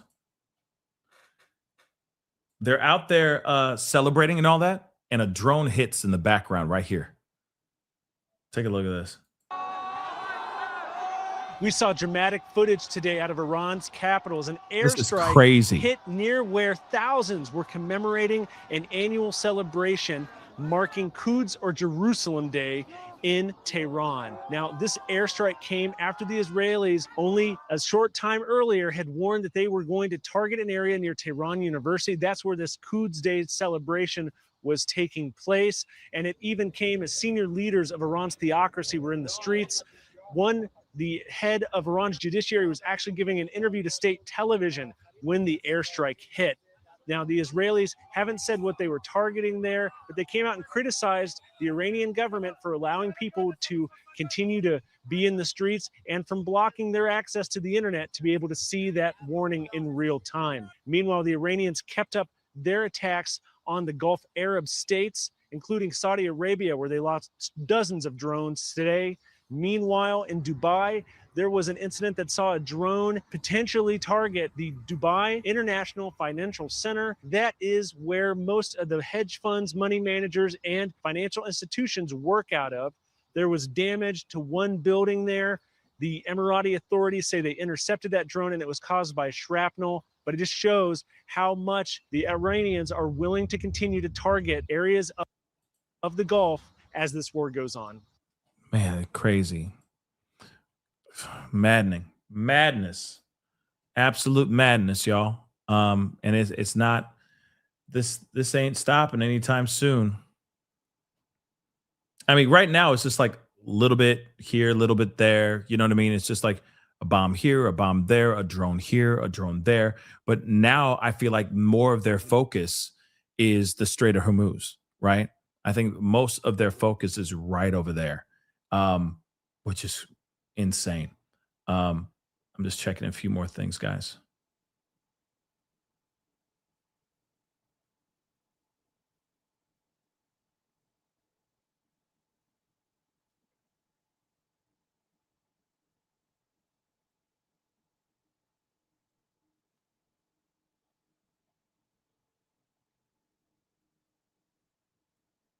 See if there's anything else here. Hold on. Oh, I do want to play a little bit of this interview because I think this is important. Another interview. This is a piece of the interview that I just played a little bit ago, but this is a little bit longer of the interview. I want to share this with y'all. Let's take a listen. It looks to be a guy that was in jail, according to reports, for he was a naturalized citizen from Sierra Leone, convicted in 2017 of providing support for ISIS. And then he goes and commits this murder today. Yep. Followed by one in Michigan. They attack a synagogue. They plow into a building of a preschool entrance where 140 kids are inside. Thankfully, some great security forces were able to take this guy down. It looks like he's from Dearborn, Michigan, and it looks like his car's registered to someone in Lebanon. What are your thoughts about this? Well, it's been going on for a long time. It's a disgrace. They're really demented people. And has been going on for a long time. They come into the country, they sneak in. You know, we have a solid border now. We have a border that's 100%, 9 months, nobody coming in. But they came in, and they came in a lot through Biden, and they came in through other presidents, frankly. And it's a disgrace. But what we took in over the last 4 years preceding my take in, because we had that border pretty well wrapped up within 3 months. But and he could have done the same thing. We took in 25 million people, and many of those people came from bad places. So it's a shame when you hear about these things. It's a shame, very sad. So then you see the attack in New York City, and 18 and 19-year-old decide to make an IED and just throw it towards Gracie Mansion, and get a piece of paper and say, yeah, this is about ISIS. So, I mean, how do you get into the mindset of this? How do you stop it? They're sick people, and a lot of them were let in here. They shouldn't have been let in. Others are just bad. They go bad. Something wrong. There's something wrong there. So the genetics are not exactly. They're not exactly your genetic It's one of those problems, Brian. It's a terrible thing, and it happens. And it happens too often. So bringing up to today, there's a lot of Iranians, over 700, over 1,700 came to our border over the 4 years of President Biden. Over 700 are in. You mentioned the other day that you believe you know where the sleeper cells are, these Iranian sleeper cells. If you know where they are, can we start going offensively after them legally? We're watching them very carefully. Got to be a little bit careful in a lot of ways. A lot of good people, too. It's like that's the problem. You got a lot of good people, but we're watching them very, very carefully. We have them under watch. Now, when you say that, you say 1,700, could be a lot more than that came in, but nobody knows because you had so many coming through Biden where nobody has any idea where they came from, and nobody was asking where they came from. I know, and you got the gotaways. Those are the ones who clearly didn't want to get caught, and you just get the back of their heads. Those are the ones that oftentimes are the worst. One of the big stories was the concern about Iran having one of those one-way suicide drones somewhere hitting in California. Are you worried about that? And if so, what will we do if that does happen? I don't worry about it because if you did, you wouldn't be able to function. Okay, so you can't worry. You have to do something, and we watch everything at a level that it's never been watched. Our country has never been watched over like this ever before. What Joe Biden did, and it wasn't probably him. I don't think he knew where he was, but what the people surrounding him allowed to happen to our country can never be ever forgotten again. From mental institutions they came, from drug dealers and murderers. Right. 11,888 murderers came into our country illegally. They came into our country and they let them in. They didn't even check, what's your name, what's your serial number, give me a card, give me something. No identification, which hopefully we're going to have with the Save America Act, which the Republicans have to get it done. You know, right. They all say they don't have the votes. They have to find the votes. That's what leadership's all about. But they came in with no identification, no nothing. They walk into our country. And look, that's why they lost their election in a landslide, frankly. One of the reasons. But on the drone attack in California, is that real or is that verified? Did that cross your desk that is a legitimate concern? Well, the first we heard about it was from Gavin Newsom, the incompetent governor of California. He told you? As he said, no, he announced it. It came out from him or his office. That's where we heard it first. He was talking about it. But he has learning disabilities, so I don't know. Maybe he doesn't know. You know, he admitted he had learning disabilities. Somebody said, "Well, what's wrong with that?" I said, "That's okay, but not for the president." You know, right? President can't have learning disability. If you have that, that's not a good thing. Well, he did say he couldn't read, which I found astounding. Well, he said much beyond that, and he said other things. I won't even get into it, but he said a whole pile of things. Nobody understands what he did that day. Right. I say he committed political suicide. But that interview was not good. On top of it, it showed he was a racist. So, yeah. Yeah. Okay. I want to get back to that. That was not a good, that was not a good interview. That's his book tour. I don't think it's been a banner book tour for him, but we'll see what it does for 2028 because clearly he has his eyes on that. Can we talk about Iran for a second? Finally, here we hear go. from the Supreme Leader in a long statement. Let's get to it. We don't see him. He doesn't read the speech. They say he wrote the speech. First off, do you believe he's alive? I think he probably is. I think he's damaged, but I think he's probably alive in some form. Yeah. Okay, so he believes that Mojtaba Khamenei is still alive, which is that's a big deal. He believes that he's still alive. I believe too. I think that he is probably in just really, really bad shape. I mean, if he really truly survived a bombing, he survived a bombing, y'all. I mean, you know that's a lot. You know what I mean? What's your takeaway? I know he says that he's going to widen the war. He's going to continue to use the Strait of Hormuz as leverage against you to end this war. He's got underwater drones to stop any of the ships going in and out. What's your message back to the new Supreme Leader? Well, they've been doing a lot of talking, so he's going to have to put up. We'll have to see because we are decimating them. We've knocked out most of their missiles. We've knocked out many of their drones. We knocked out a lot of the manufacturing areas where they manufacture the missiles and now the drones. We're hitting them harder than anybody's been hit since World War II.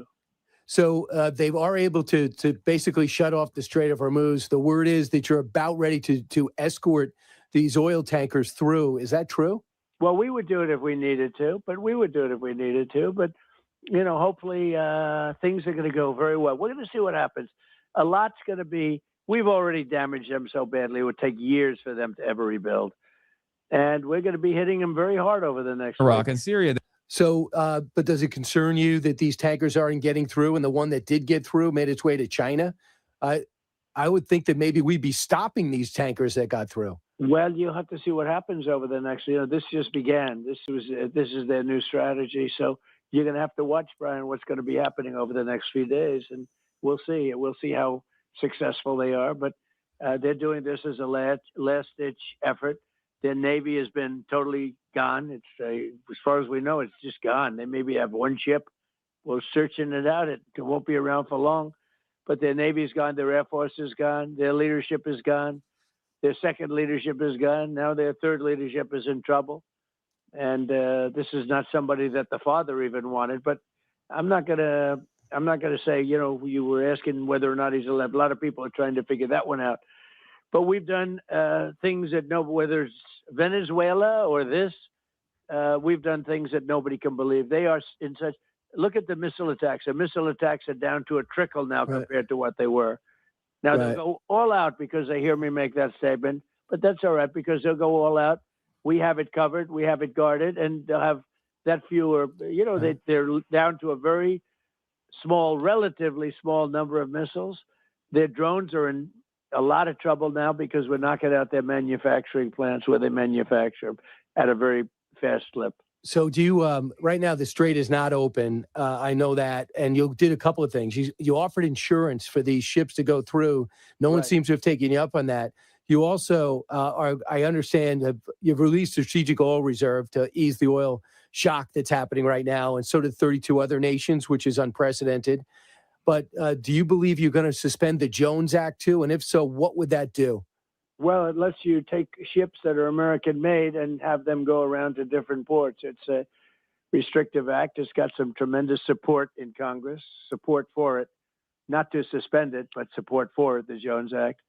But we'll take a look. We'll take a look at everything, and it's all going to work out. Look, we took an excursion. We had the greatest economy ever. We still do.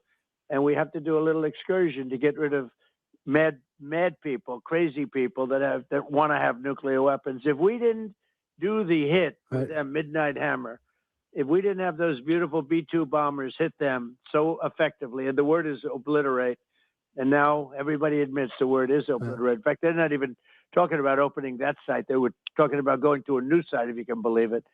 But if we didn't hit them with a B-2 bomber, it could be that Israel would not be around today. And Mr. President, would you also say it's important to get the uranium that Steve Witkoff talked about, that they said they have over 400 kilograms of it? Is there some type of operation in place to grab it? No, not at all. And we're not focused on that. But at some point we might be. Right now we're focused on knocking the hell out of their missiles and their drones. Saudi Arabia, Kuwait, Iraq, Bahrain have been hit. Roughly. What has been your conversations that you feel comfortable relaying to our audience with the Gulf, with our Gulf allies? We're very, very solid. The relationship, the unity is tremendous. I spoke to most of them today. They got hit, and nobody expected it. They were sort of staying away. And I don't want to say neutral. I think they've been very good for us, but they were more or less neutral, and all of a sudden they got hit, which shows you, look, what they wanted to do, what Iran wanted to do is take over the whole Middle East. And if we didn't stop them with the B-2 bombers, they would have done that. Think of it, all the things that we knocked out the first time and then the second time, if they had that now, they had so many missiles, we knocked the hell out of them the first time, and this time it's even much more so. This is a much more severe blow. Right. Yeah, again, it's a lot of the same talking points that we've been hearing, you know what I mean? Over and over and over and over and over again. There are some other things that I do want to chat with you guys about, but I need to look into some of this stuff a little bit more before I jump into that stuff. Let me get some of these super chats though, because there's a bunch, and I appreciate all the support. I really, really do. Yes, we just talked about that, Janobi. But again, thank you so much for the support about the drones being stolen, which makes no sense. It makes no earthly sense. It's so stupid. Actually, hold on. Let me pull this up. So I want to see if there's any live feeds going on anywhere about the strikes that are going on in the area, because you know for a fact that there are. Hold on, let me pull this up.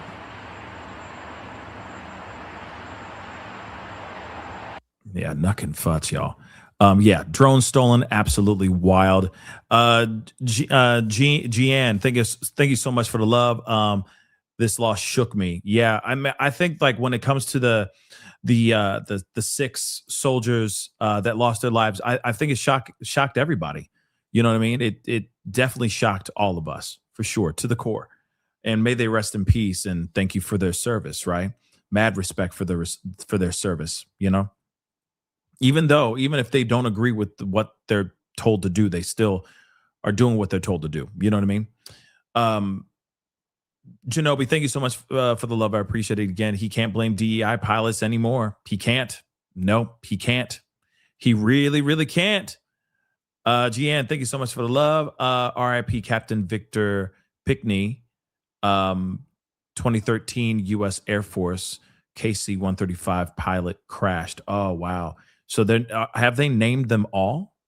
I haven't seen anything about their names being put out here, but may he rest in peace, or may she rest in peace. I'm sorry. Captain Victoria Pickney. That's terrible. Janobi, thank you so much. Yeah, Harry Sisson reporting Trump is fundraising off the dead soldiers' pick from the hat he wore at the ceremony, asking his base to donate. Yep.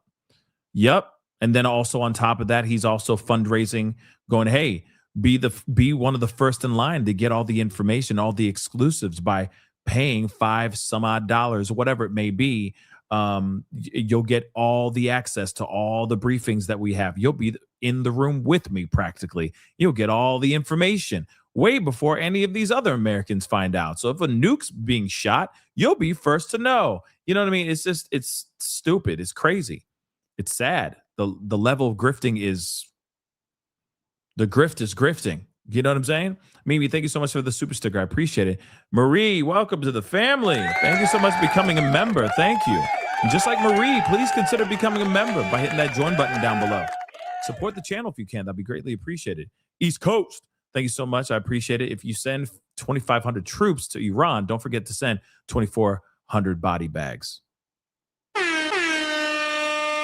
Hard facts. Hard facts. Infinite content. What up, man? Not sure if you're aware, but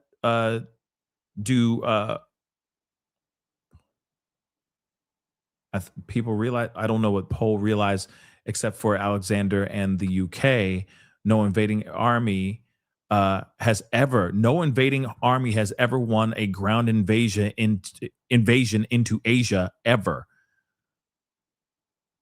I did not know that. That's interesting. Oh, snap. Yeah, they got missiles going off over here. Hold on. Show you what I mean. Look at Beirut. Right there.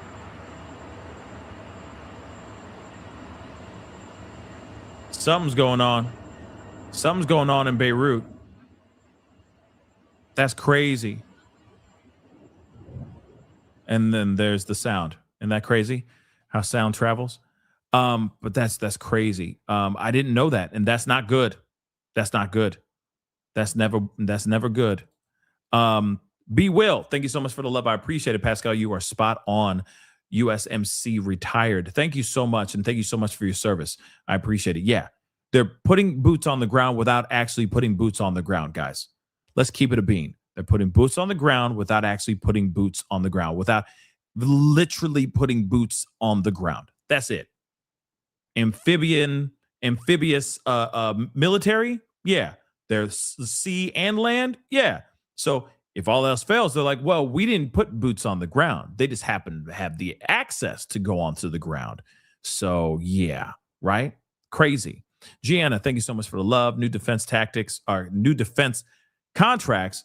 Don Jr., Unusual Machines, UMAC, Eric, Power Us to merge with AGH, Investors American Ventures, Dominary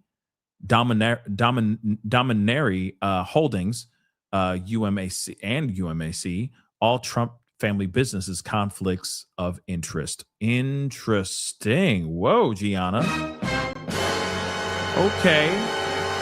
That is fascinating information. But I mean, if you really think about it, as they do this war, think about it. Who's getting richer? Think about that too. It's good. Like, it's good to start. It's necessary to start asking the questions, right? Necessary. Mimi, thank you so much for the super sticker. I really do appreciate it. Thank you so very much. Small-minded, what up? Thank you so much. Plan for the worst, hope for the best. Wait, we did that when we voted. Oh, snap. Hard facts. Hard facts. Mimi, again, thank you so much for the love. Bad times, and at the same time, a happy day for me and my fam. Hope y'all have a good time. Thank you. And of course, I'm happy for you too. Happy day for you and your fam. I'm glad to hear that. Be safe, healthy, and happy. Agreed. Thank you so much. You too. You too. Jay Gussie, thank you so much. Pascal, you should check and see if anyone actually got their Trump phone. LOL. That's a good question. Did anyone actually order a Trump phone? Has anyone actually got a Trump phone, like, ever? Who out there out of their rabbit ass mind that got a Trump phone and doesn't have good reception? No? Let me know, because I'm curious. It's just Met. Thank you so much for the love. Love you and the Pascal Show. Thank you so much. Appreciate you as well. Thank you as always. Trump and regime are a propaganda machine. That rhymes. She got bars. Oh, it's just me, T. Oh, it's just me, T. Thank you. I appreciate it. Sorry for that. Thank you for correcting me. Thank you. Yes, Trump, the regime are a propaganda machine. Yeah, okay, female Eminem. Okay, I see you. Thank you. It's just me, T. Thank you. I appreciate it. Janobi, what's up? The unit commander for drones is in deep-ish. Drones are sensitive, thus inventoried. Yeah, every month. I would assume, right? Commander not see them since October, so he signed up every month. Pencil whip. I know. I was logistics. You know, it's interesting that you got a good point. Why did that get overlooked? Why didn't anybody see that? You see what I'm saying? Like, that's some diabolical stuff for them to just. You see what I'm saying? That's really crazy.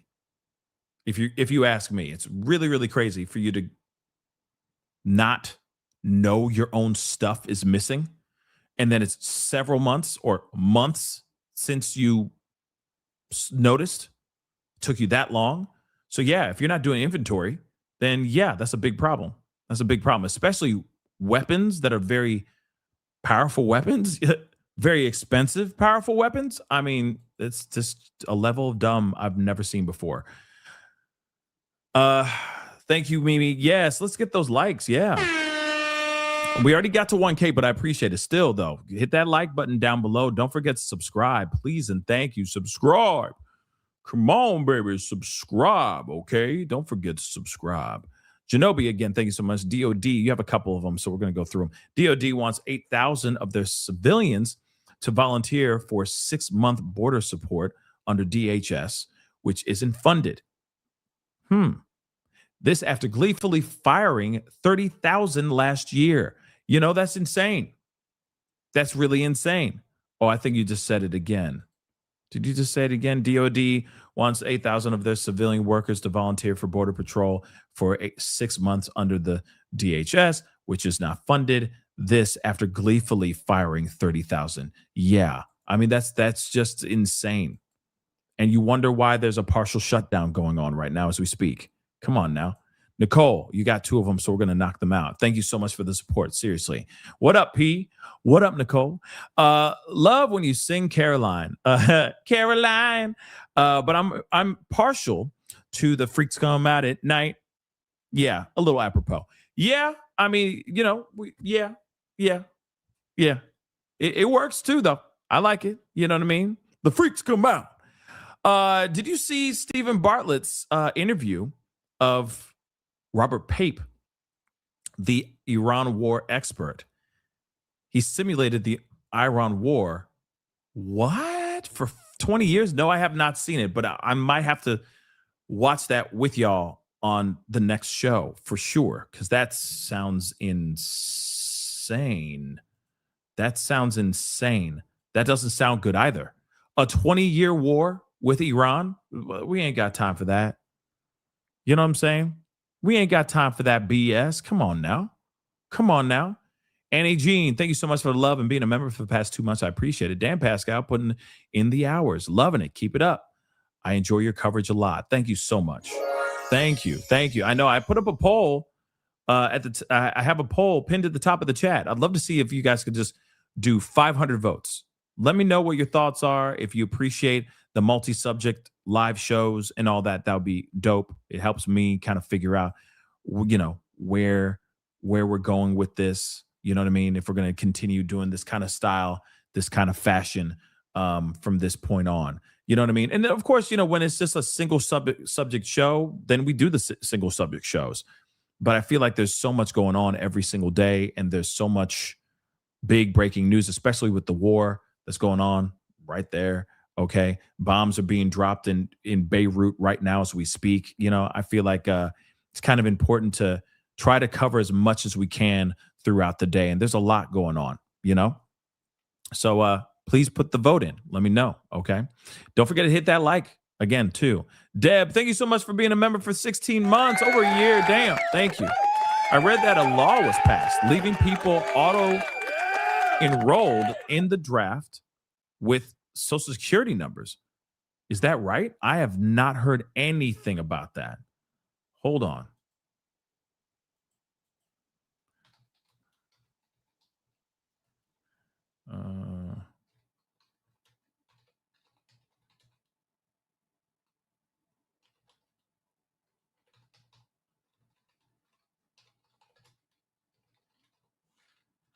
Let's see if that's true. Oh, okay. Apparently they're saying, yes, a law has been passed to automatically register American men for the selective service system. The military draft, basically the military draft, using information from the Social Security Administration and other federal databases. What in the... Wait, hold on. Here's some key details. Hold up. I didn't know about this. What?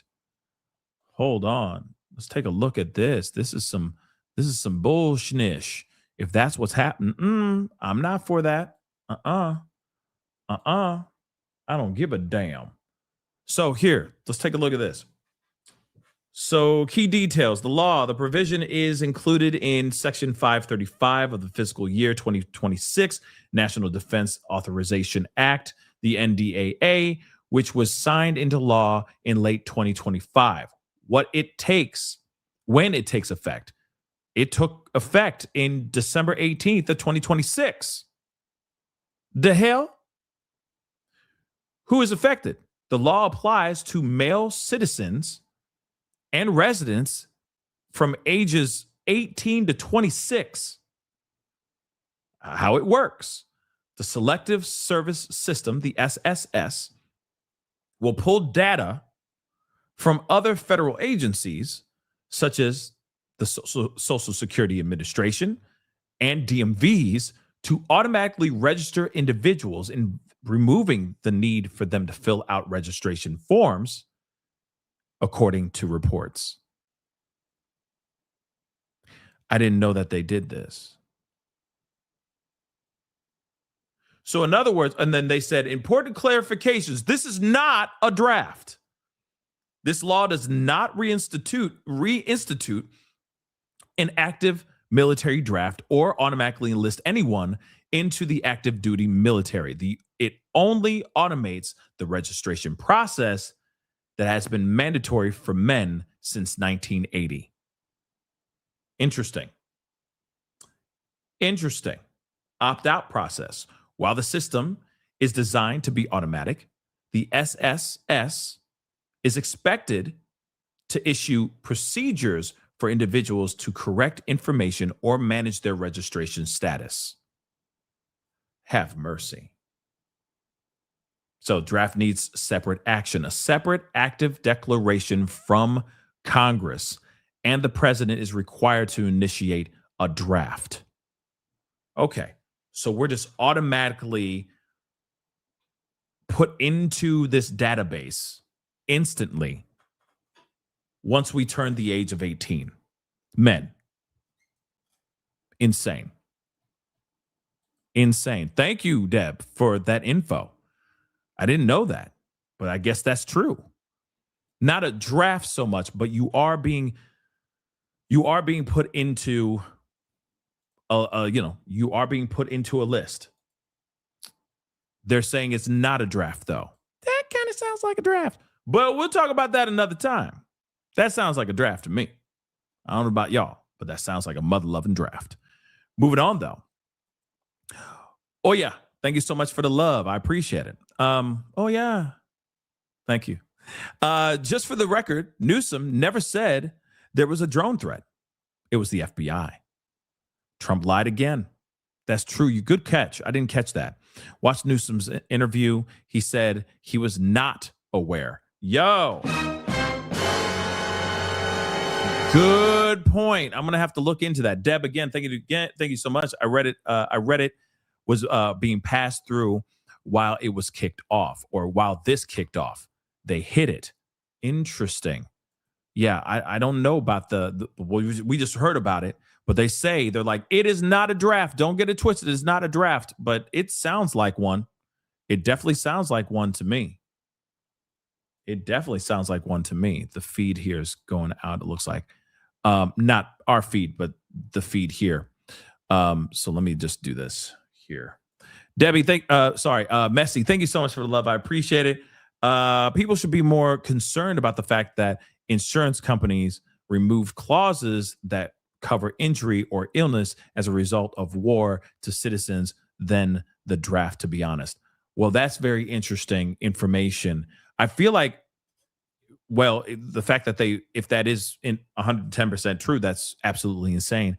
But then I feel like, are they foreshadowing of something to come here on American soil? I guess that's kind of the question I have in my mind too. You know, what does that really mean? You know what I mean? But then also at the same time, for those that are going to be deployed and they get hurt in war, I think that's kind of ridiculous that they remove those clauses, because there are going to be people that are going to get hurt. We've already been seeing that. Hundreds of men and women have been hurt. Soldiers have been hurt in this war already, right? So interesting that they would take out that clause. Thank you so much for that information, Messi. I appreciate that. General Genobi, again, thank you so much. Can you find the story where the government will be legal guardians of homeless vets so they can admit them? Huh? That's news to me. Hold on. Let me see.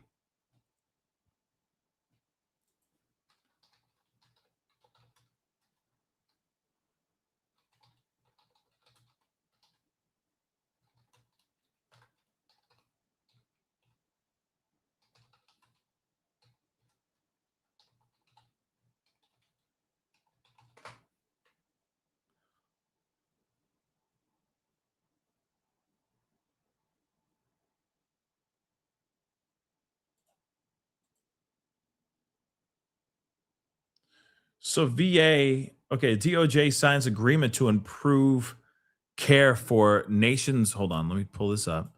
Nation's most vulnerable veterans. Okay. So the department, let me take this down. Thank you so much, General Genobi. And Mimi, thank you so much for being a member. First off, from being a member for 42 months. That's a long time. Thank you again. And much love to you too. And of course to the fam. And shout out to my amazing mods, of course, too. Let's not forget they do a lot of heavy lifting in these chats. So I appreciate that, especially when we do some very polarizing conversations. The true crime stuff, not so much, not so polarizing, but not so controversial. You know what I mean? There are a few every once in a while, but for the most part, not so controversial.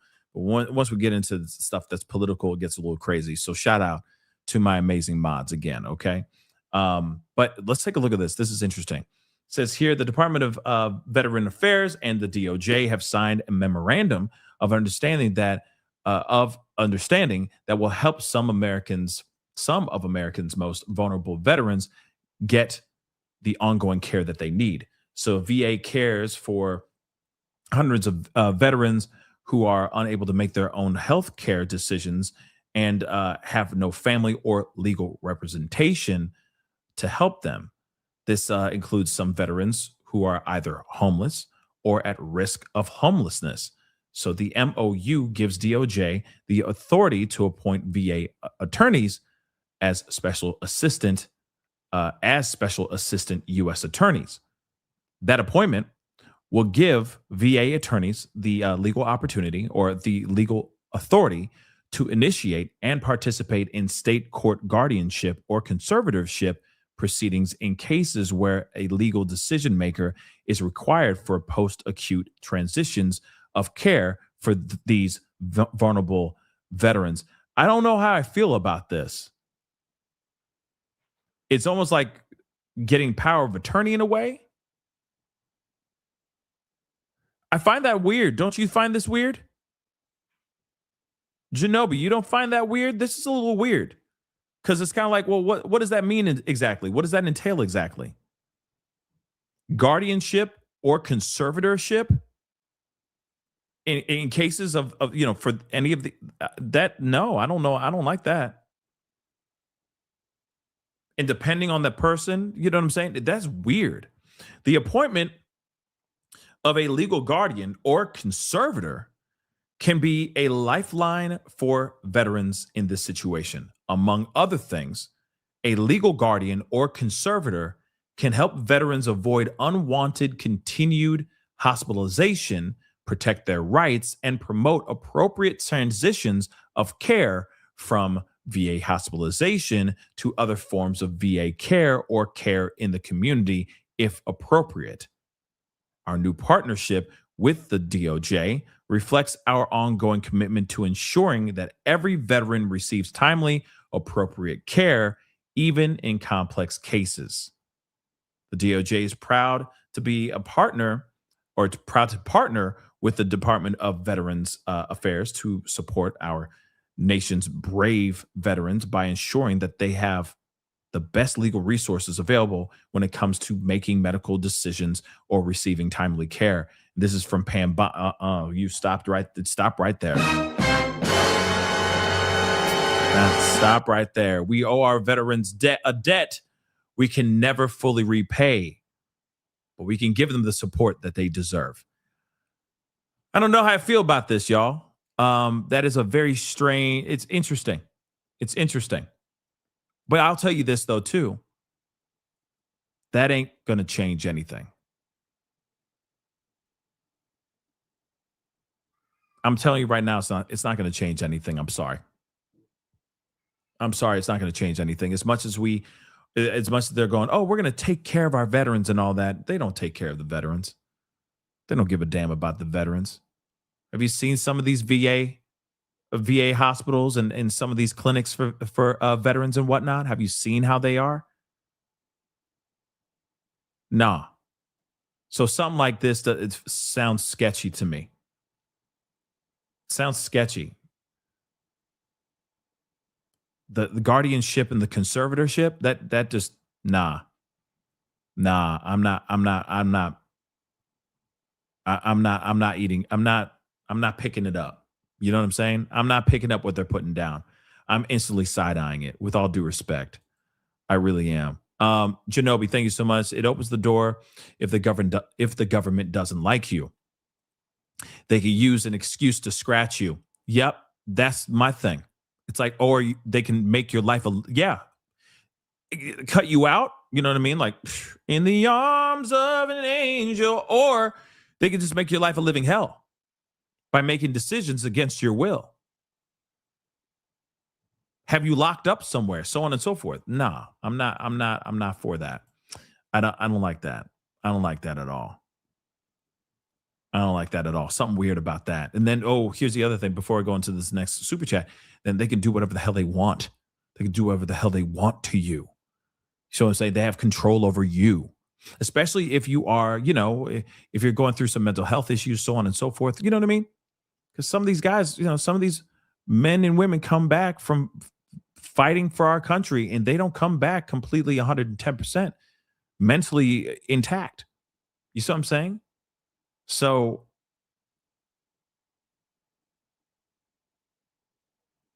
nah, I'm not for that. Nah, I'm not for that. Experiments. I hate to say that. Like, I'm not sitting here saying like MK Ultra. No, I'm not saying that, but I'm just saying they could do some crazy stuff without your knowledge and without your say. Nah. So in other words, it's like these veterans are now just they're a property of the government.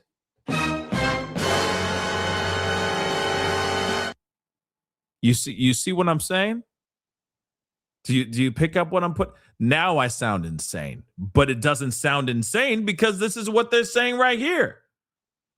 Guardianship and conservatorship over these particular veterans that they have coming back. And those that can't fully take care of themselves, so on and so forth, they can literally use them for however they want. Because they have full-on control over that particular veteran's body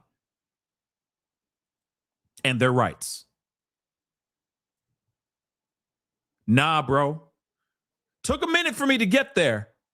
Okay, Janobi? Took me a minute to get there, Janobi, but I'm there. I ain't for it. Nah. You see what they did to Brittany? You see what they did to Brittany? And that was people. That was just regular parents. Okay? You see what they did to Brittany. You don't think they can do that same thing to some other mother lovers, some soldiers that don't have no idea what's going on? What am I taking? I don't know. This is what I'm supposed to be taking. It got signed off by the DOJ. No, I'm not. No. Now I sound like, you know what I mean? Ancient aliens, man. You know what I mean? But really, think about it. No. Think about what they did to Brittany. And she ain't a freaking soldier. Look at her. She a mess. God bless her. She a mother-loving mess. Think about that for a second, okay? Conservatorship my ass. Okay? Messy, thank you so much for the love, okay? No, if you're a veteran, run! Okay? Run, okay? Anyway, moving on. Or make sure you have somebody you can trust that can be your supporter. You know what I'm saying? We got a shooter in LA. Oh, okay, hold on to your butts, guys. Is that true? Okay, hold on to your mother-loving butts. We ain't done yet. I was just wrapping up the show, and as soon as I think I'm out, they keep on just, you know what I'm saying, dragging me back in. Hold on. Beautiful Messy Ball, thank you so much. Soldiers are different because they are covered by the government under private insurance. This is first citizen stateside traveling. Interest. Okay. Yeah, I mean, but if you really think about it, yes, I understand. Like they're no matter what, they're covered by the government. But now it would be like the government taking it, right? The government taking that person and just having control. That's not what we want, right? Not at all. They served they did their duty. They served their country. Let them live their life. If they want ice cream, give them ice cream, okay? Not ice cream that has a whole bunch of pills in it. You know what I mean? And it's all an experiment to see if it helps with Alzheimer's or something crazy like that. No, we don't need guinea pigs, okay? Not our soldiers. They've already been guinea pigs of war. I hate to say it like that, but it's like that, Okay? Keep it real. Keep it real with y'all. Let's keep it real. They've already been guinea pigs. They've been put out there as an experiment. Let's see if this person comes back and survives. You see what I'm saying? Let's see if he helps us win this war. They've already done the experiment. You know what I mean? It's done. Let them live their life. You see what I'm saying? If the snozberries taste like snozberries, so be it. Let them do their thing. You feel me? Let these veterans live in happiness and without trauma. They've already had enough. Okay, General Genobi, thank you for supporting us vets. Of course, man. Of course. Come on now. I salute y'all. You guys are fire. Thank you so much for what you guys do. Because without y'all, there would be no country. We'd be screwed. Let's be real. But you said an active shooter in Los Angeles? What? Let's see what's going on. An active shooter, Los Angeles High School. Hold on, guys. Hold on. I'm trying to get all the information. What in the hell is going on? Possible shooter in LA. Let's take a look at this. My Lord. Pardon me?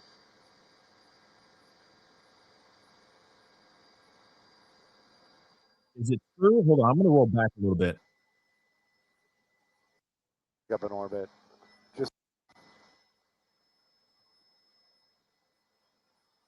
Yeah, you can pick up an orbit.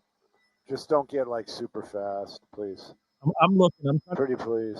Here. Hold on. Give me a second. Hold on. Oh, I thought you were gonna throw it to Stu.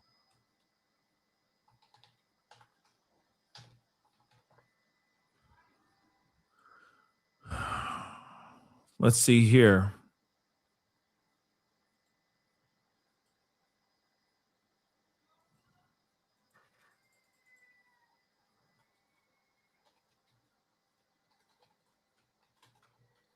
East Los Angeles, Boyle Heights.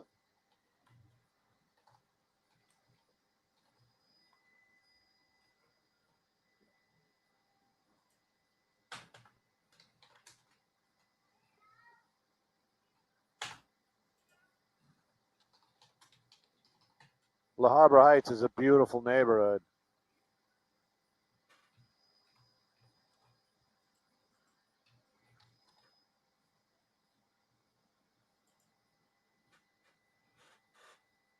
Okay, so apparently breaking news, guys. The protests. Isn't that a public event? Oh, they shut off the IFP. They're like, Stu, stop answering the questions. I'm gonna cool stuff on the gaming as well.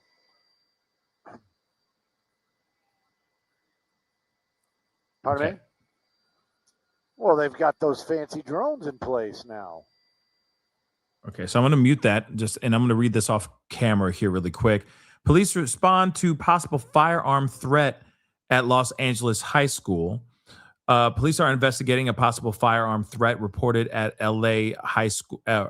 Los Angeles High School in the Mid-Wilshire area Friday afternoon. According to the Los Angeles PD, officers responded to the 4600 block of Olympic Boulevard at about 12:09 p.m. for possible reports of firearms seen on campus and a possible shooting. Authorities said officers made contact with the reporting party, but there was no evidence of a shooting as of early Friday afternoon. So there's no evidence of shootings at the area so far. There was reports of someone at least brandishing some firearms on campus, but there is no proof of it actually happening. So Sky 5's Rich Prickett was over the scene at 1 p.m. He observed LAPD going classroom to classroom, building to building as they investigate the reported threat. The campus has been placed on lockdown out of abundance of caution as police conduct their search. No injuries have been reported, and authorities have not confirmed any activity or any active threat as of 12:45 p.m. Obviously, this is a developing story, which of course they're looking into as well. Yeah, I don't see anything so far, but let me just see what's going on here real quick. Let me just see. KTLA. Let's see. Yeah, I don't see anything so far. Let's see this. Breaking news from the Mid-Wilshire District. We go now to some breaking news from the Mid-Wilshire District. LAPD is investigating a potential threat at LA High School. Let's go to Rich Prickett. He is overhead in Sky 5 with the latest. What are we looking at here, Rich? Yeah, ladies, you're seeing the LAPD now going classroom to classroom, building to building here on the campus of Los Angeles High School. Now, at about noon this afternoon, LAPD received a call from the school saying there was some sort of a shooting on the campus. LAPD arrived, made contact with the administrators, but there was no evidence of a shooting that occurred here on the campus. But out of an abundance of caution, they have put the campus on lockdown, so all students are inside, and you just saw the LAPD now canvassing the campus here. So they'll go building to building, classroom to classroom to see if there's any sort of credible threat here at the campus. But for right now, no evidence of a shooting, no injuries reported, and not knowing how long this may carry on, but it has been going on for about an hour, and you can see Olympic here is shut down out. Well, the Michigan incident happening just hours after an incident at Old Dominion University in Virginia, where authorities say a gunman went into an ROTC class, killed the instructor, and injured 2 students. And it could have been much worse if other students hadn't taken the suspect down, killing him. That man was inspired by ISIS, according to a Wrong thing. Sorry, guys. We go now to some breaking. Iraq and Syria, they are now applying this. What the hell? Okay, yeah. I'm trying to see if there's anything else right now. I don't see anything else going on. Hold on.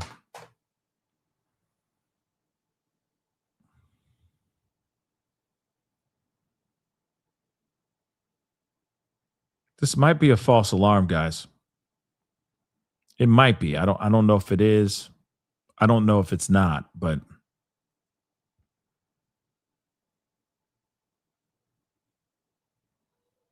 it might be a false alarm. But let's see.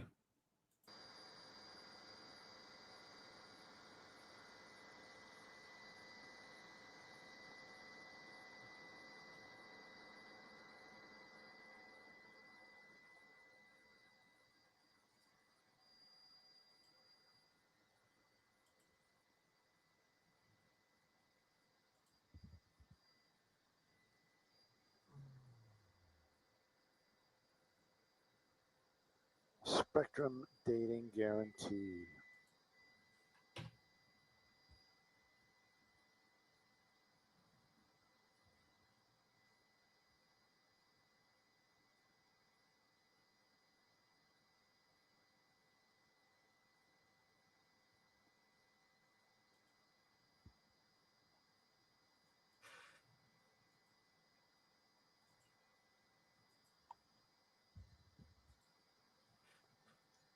Hey, Melissa.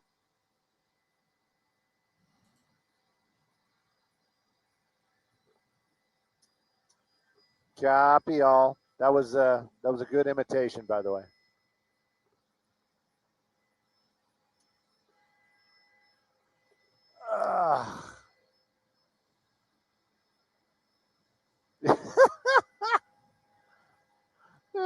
He just said he had a great. He said, I can't sneak out early. Somebody will notice.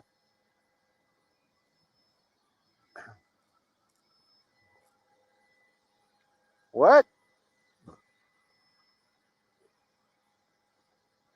Maybe he's refueling. Maybe it was a. Oh my goodness. Pardon me? I do. I mean, I think it was a false alarm. Yeah.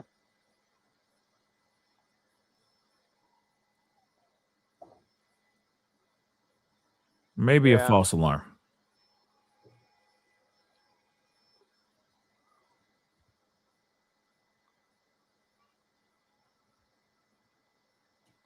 I forgot to tell Jeremy that we landed this morning. Why was I in a rush when we landed this morning? Yeah, trying to get. he's having a full-on conversation with people. Like, he chilling.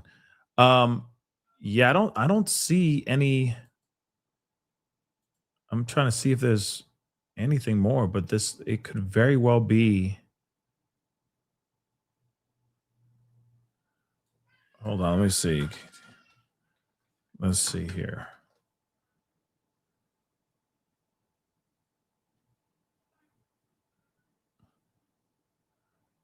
Yeah, like I said, this is strange, but I'll just play this again. Breaking news from the Mid-Wilshire District. LAPD is investigating a potential threat at LA High School. Let's go to Rich Prickett. He is overhead in Sky 5 with the latest. What are we looking at here, Rich? Yeah, ladies, you're seeing the LAPD now going classroom to classroom, building to building here on the campus of Los Angeles High School. Now, at about noon this afternoon, LAPD received a call from the school saying there was some sort of a shooting on the campus. LAPD arrived, made contact with the administrators, but there was no evidence of a shooting that occurred here on the campus. But out of an abundance of caution, they have put the campus on lockdown, so all students are inside, and you just saw the LAPD now canvassing the campus here. So they'll go building to building, classroom to classroom to see if there's any sort of credible threat here at the campus. But for right now, no evidence of a shooting, no injuries reported. Yeah, I think this is a false alarm, guys. I truly think it's a false alarm, which is, it happens. I hate these kinds of stories. I'm going to be real, because here's the thing. I mean, it's, this isn't the first time that we've had fake alerts, out there. So again, yeah, it's not real. I think it's a fake, a false report, but I'll keep an eye on it for sure. Unfortunately, I gotta wrap up the show here. But again, I'll let you guys know if there's any updates. If there's something going on, I will hop back on with a live, like immediately. I'll be right back on and I'll give you guys that news. But it looks like that is a fugazi. And if it is a fugazi, this is the thing that scares me, because like I said, kids are still in school. Summer vacation hasn't happened yet. We still have a lot of months left, and we have a whole war going on overseas that a lot of people are very upset about. So it is a very big concern of mine, especially with these big events that are coming up very soon. Everybody's going to want to get outside.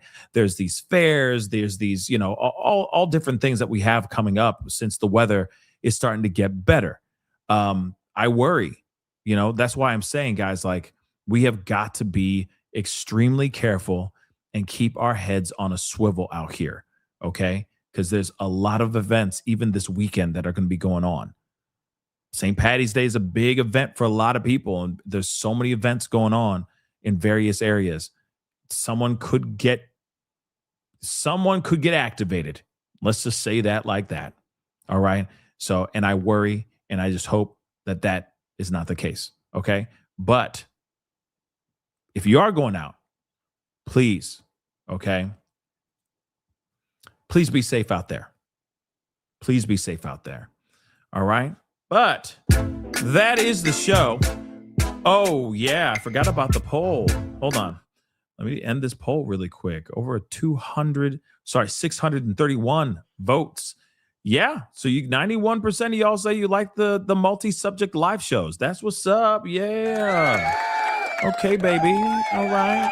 And we just go through the news and we talk about stuff, what's going on and all that stuff. And then whatever's breaking, then we just talk about it then. Fantastical. Okay. But that's good to know. That is the show. I appreciate all y'all for being here. Thank you so much for voting. Let me know your thoughts and all that. I do appreciate that. Seriously. Okay. And we're still going to have single subject live shows too. That ain't going to change. That's definitely something that we're going to do too. But when there's a lot going on and there's a lot to cover, we're going to try to cover it all as best as we can. All right. But anyway, please do me a favor before you head out. Hit that like button down below. Crush it, dude. Hit that reaction button if you're watching on these other platforms. If you are watching on these other platforms like Facebook, X/Twitter, Instagram, TikTok, Rumble, Twitch, Kick, please make sure you hit that follow button. Follow. Subscribe right here on my YouTube channel. Subscribe, okay? Please and thank you. We are literally